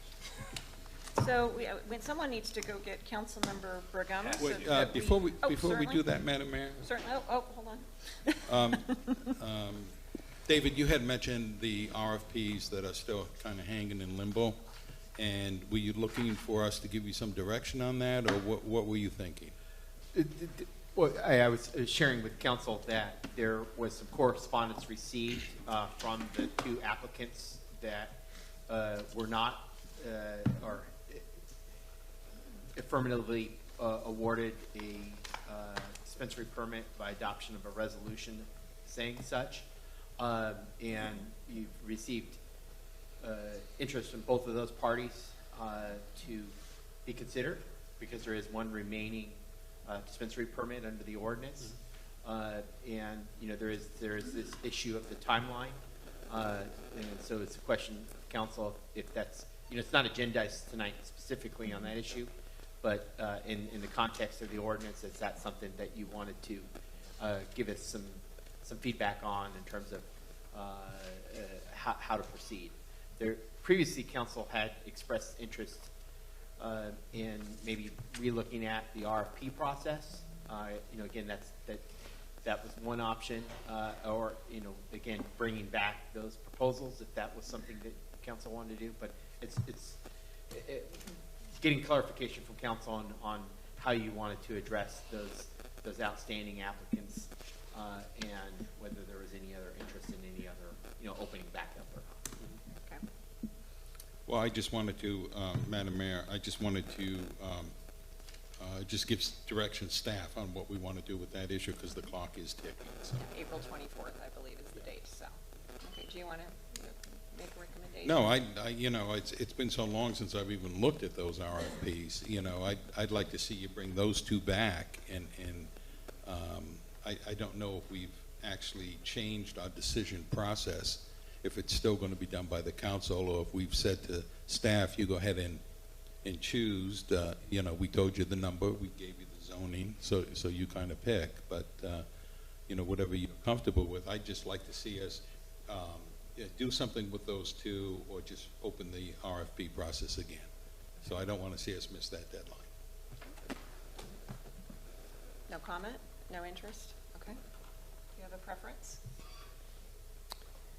Are we going to be able to have the planning commission see this ordinance before, or you were, forgive me, let me take a step backwards.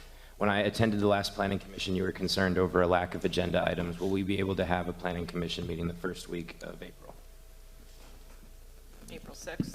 We can. We have to Or April consider the 6th. environmental review, so that would be the only unknown if we can use the previously adopted neg deck. I don't know if you have any thoughts on that. Well, Mayor and Councilmember Turner, with respect, one of the reasons why we kind of put on hold the RFP process was so that council had the opportunity to take a look at the ordinance and consider whether they wanted to make revisions such as eliminating the TOD's zoning district or modifying what's permitted in downtown commercial.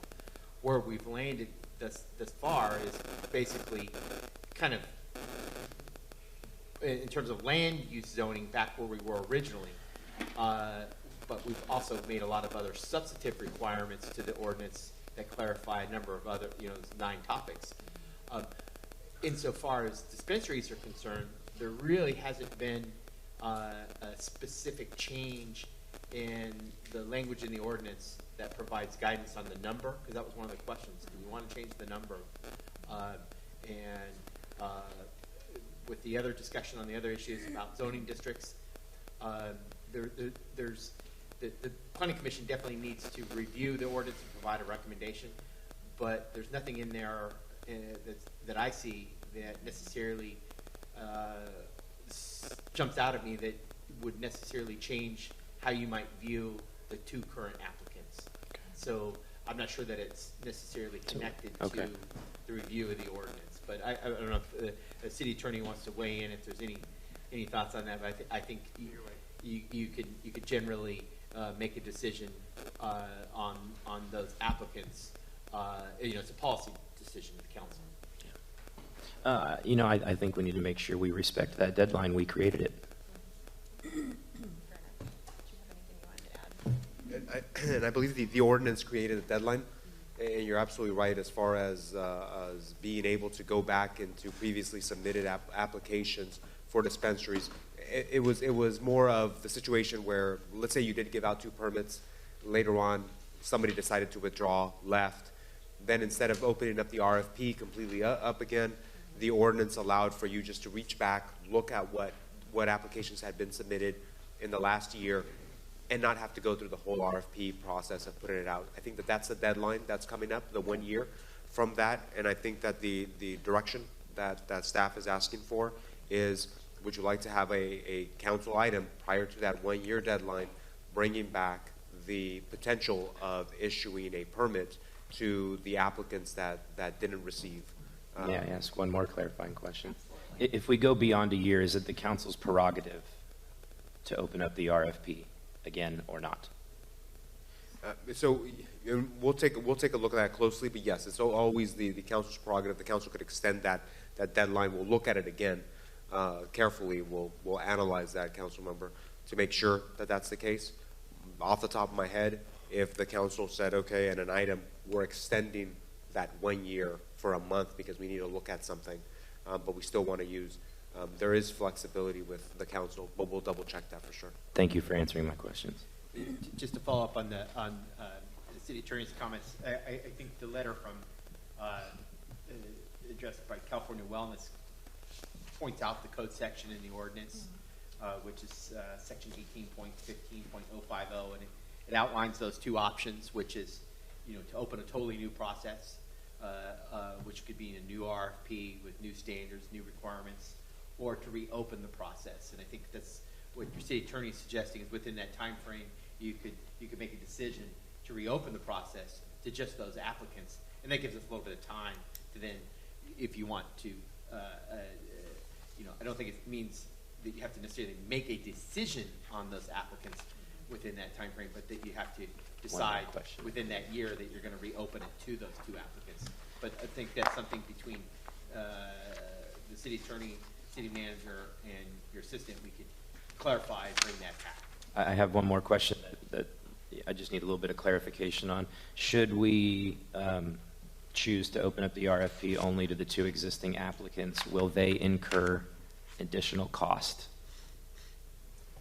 That's a council decision. The ordinance isn't really specific on that level of detail. What we've heard from council is that, you know, I think that the council doesn't want applicants to necessarily incur additional fees from the city. You know, it would be up to the applicant whether they want to spend costs to refine, revise, update, I understand. provide Thank you. more information.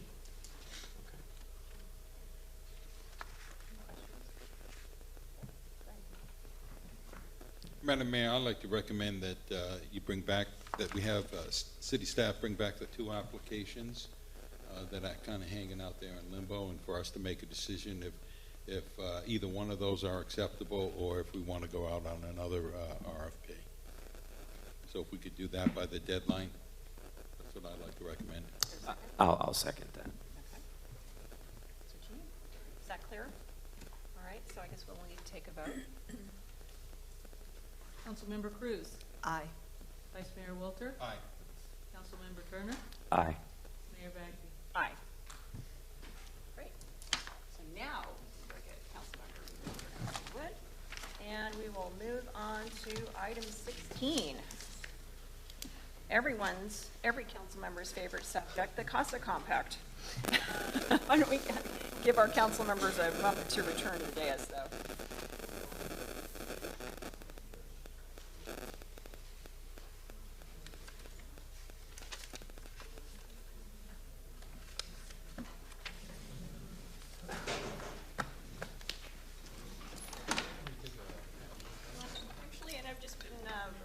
Had a request for a break, so I'm going to accommodate that. So 5 minutes, I apologize. 5 minutes.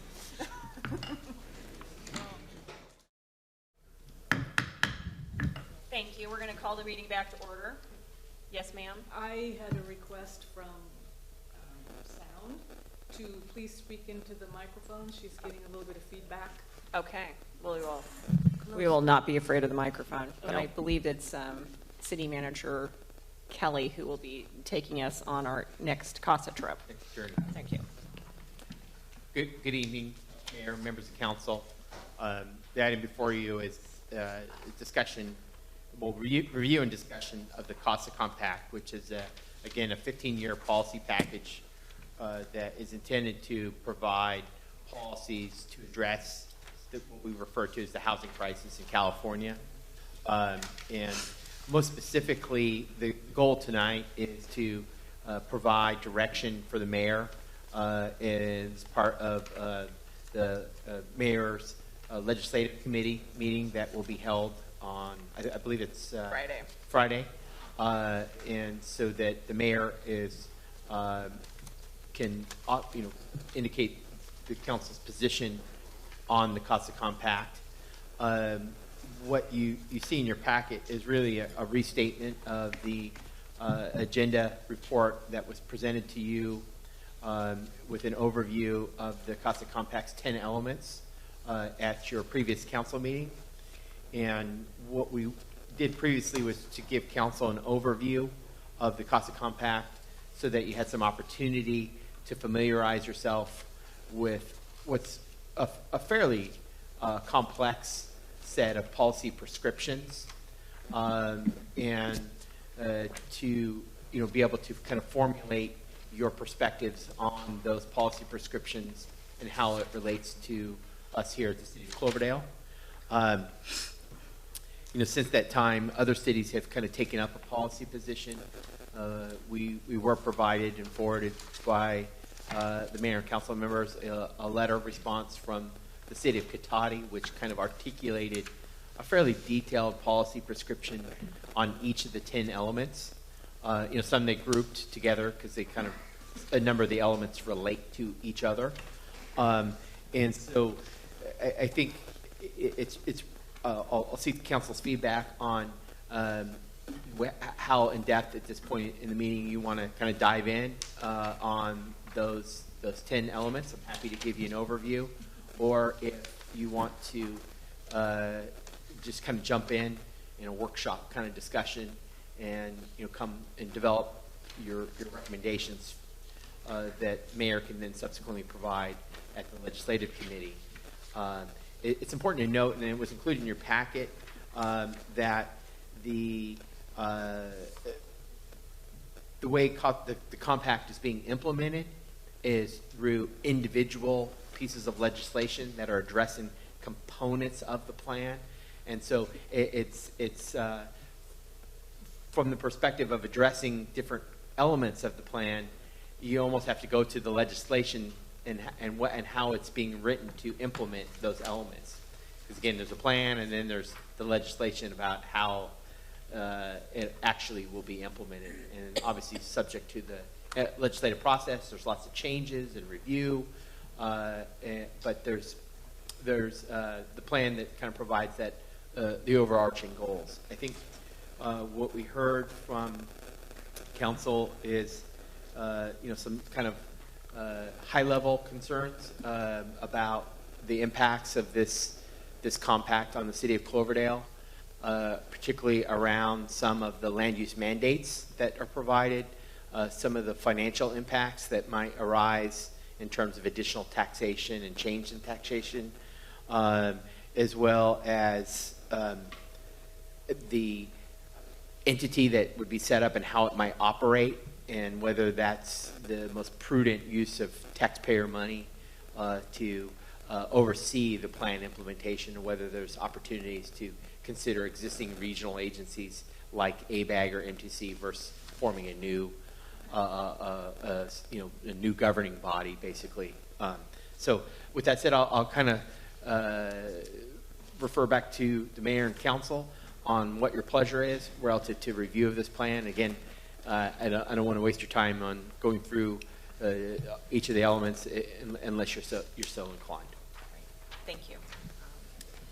Any questions at this time? Okay.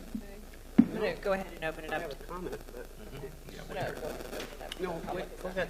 So would anyone at this time like to come forward from the public and make a comment on the CASA Compact in our packet? All right, well, seeing none, I'll bring it back to the council, and I would love to hear your comments. Again, I will be attending the legislative committee meeting on Friday morning, so I have a little day to digest all of this. So would you like to go ahead and start, Councilmember Brigham? Sure. Try not to use too many four-letter words. It's getting late. Okay. Then, okay, I say no. Okay. Very, very simply. I read it and reread it. I made some phone calls to try and understand it. I asked Mark before the meeting if I understood a few things properly. And this document was written with cities in mind. I love the idea of it, a lot of it, the concept of it. I have to agree with, but let's see if I can think of one that sort of jumped out at me that I asked Mark about. I said, so if I'm reading this right, on properly zoned property, a developer can come in and do 75 feet high building when we only have a fire engine that'll reach second or third stories. Well, we would be 55. I think we would be 55 in our area. Even 55. Yeah, but even that's 55, still, yeah, that's absolutely true. there's just so many ideas in it that I think are wonderful, but implementation in a small community is damn near impossible. And so that bothers me a lot. And it also bothers me to set up yet another bureaucratic nightmare, quagmire, that is going to change constantly depending on the bills that are introduced and passed after they argue over it. And so my recommendation to you as you're voting, Mayor Bagby, is no. Okay. Great, thank you. No, that was really clear. Thank you. Was that clear? It's what I needed. So, Okay. Councilmember So, Turner. Mayor Bagby, thank you. I went back and watched the last meeting, and I will not be conducting myself the same. I will stay productive. I did go through it and read it again with more of an open mind. I find that my position has not changed. I really appreciated the format in which the city of Cotati chose to word this letter, and I think they have some similar concerns for a city that's of a similar size. And one of the things that they continue to have issue with, I agree, local control tends to be taken away in a lot of these initiatives. Our community looks to us to have the control to make the decisions that they want to see happen with their city. They pay tax revenue in order to live in Cloverdale, and this program is set up to remove local control and ask them for their revenue to help support it. So while I found that some of the humanitarian concepts could be agreeable as in regards to offering assistance or legal counsel to those who may not be able to get it on their own, local control is not something that's written into that element at all.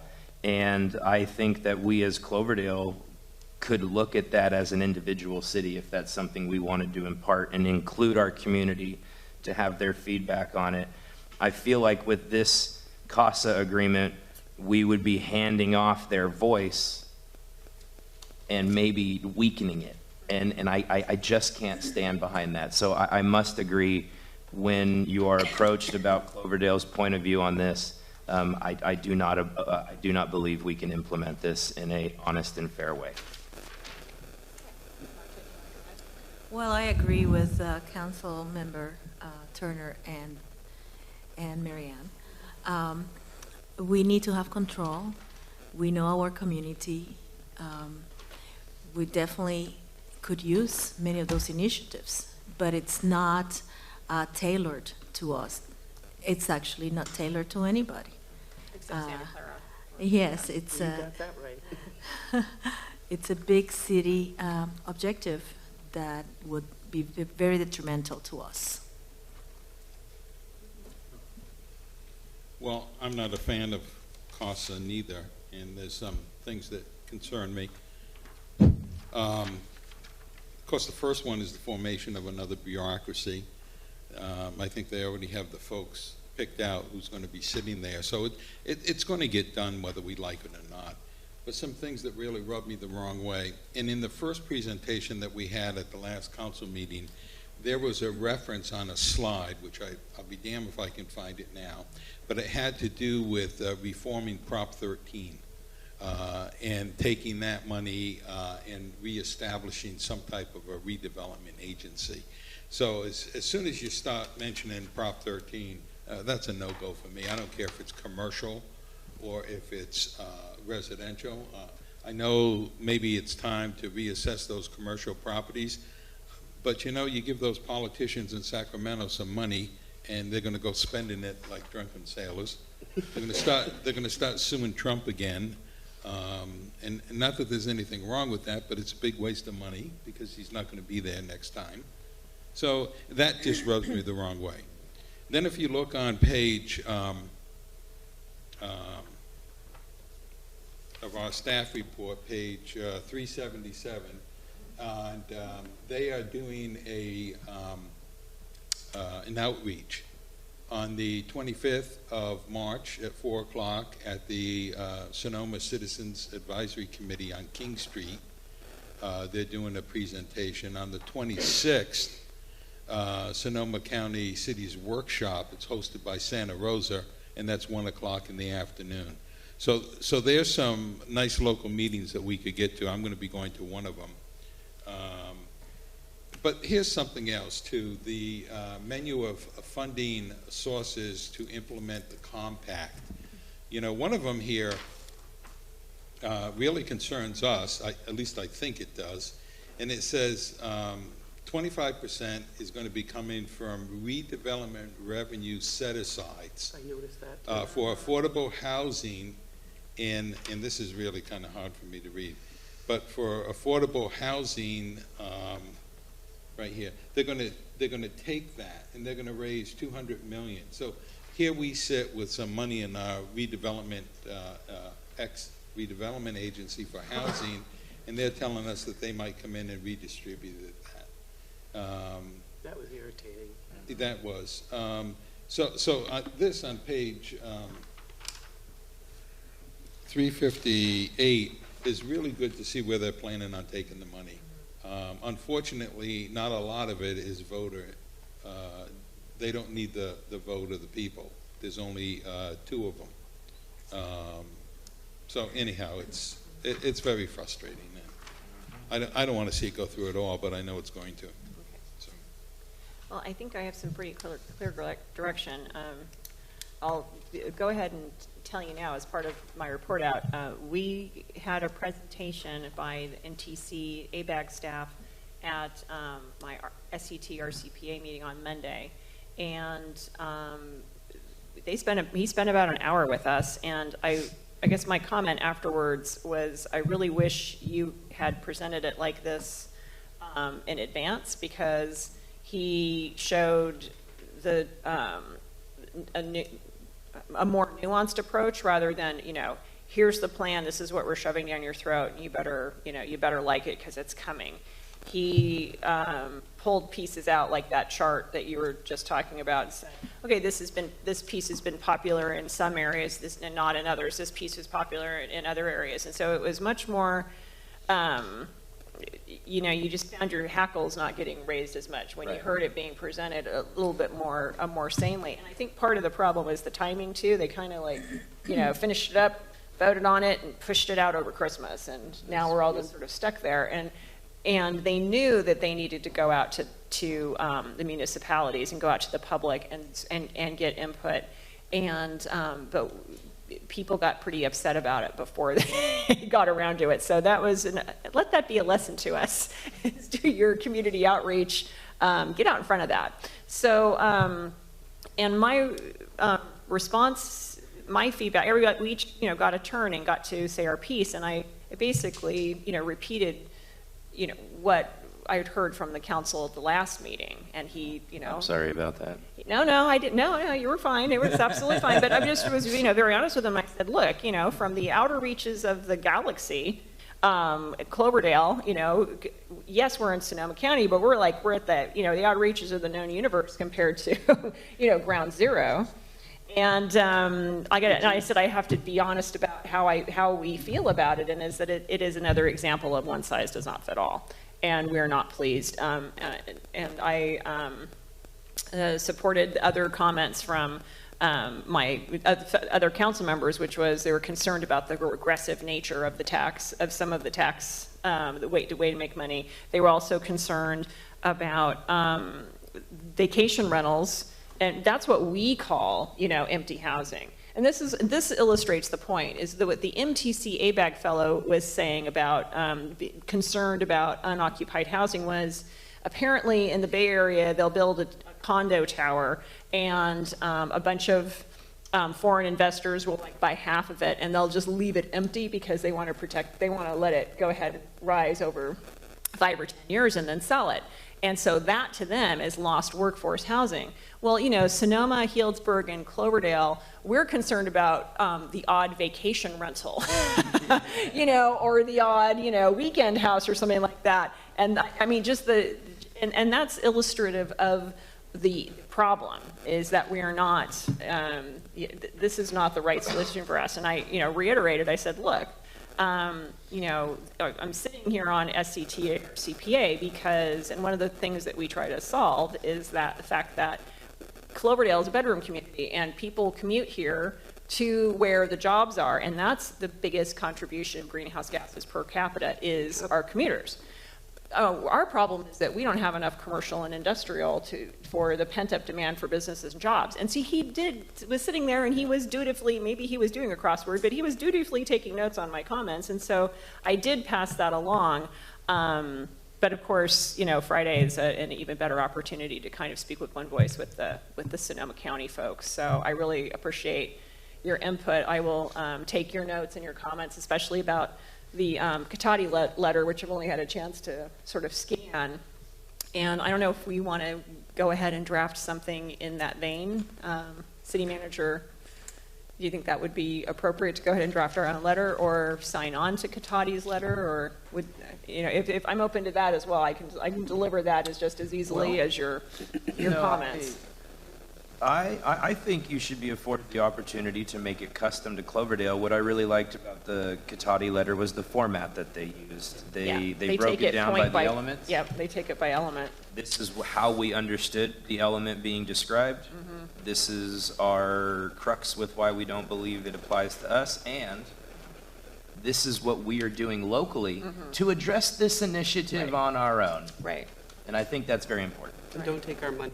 And don't take our money. Don't take our money. Well, and the other council members brought up a very good point, and that is that you're telling us in the wake of the fires and in the wake of the floods, we're going to give you 25% of our property tax and send it to places so you can build housing for Google and Facebook employees. Mm-hmm. I think that was really loud and clear, is that this county and our region is already reeling and trying to recover from major setbacks.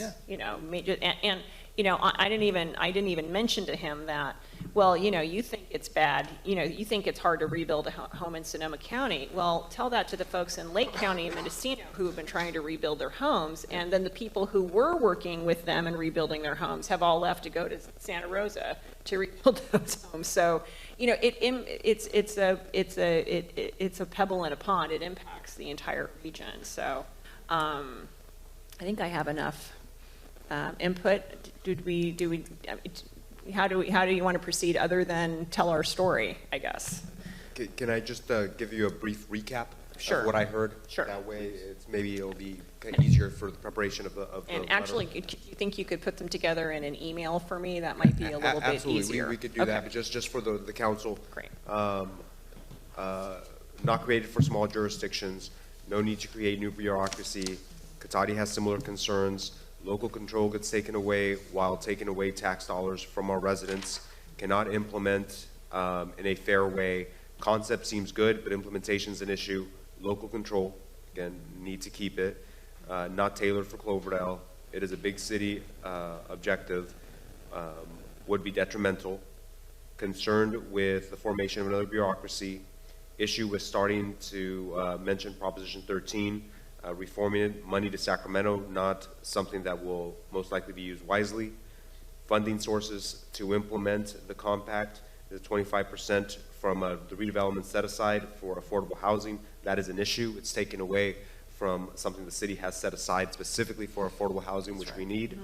Also, in the wake of the fires and the floods, taking money away from this region is problematic.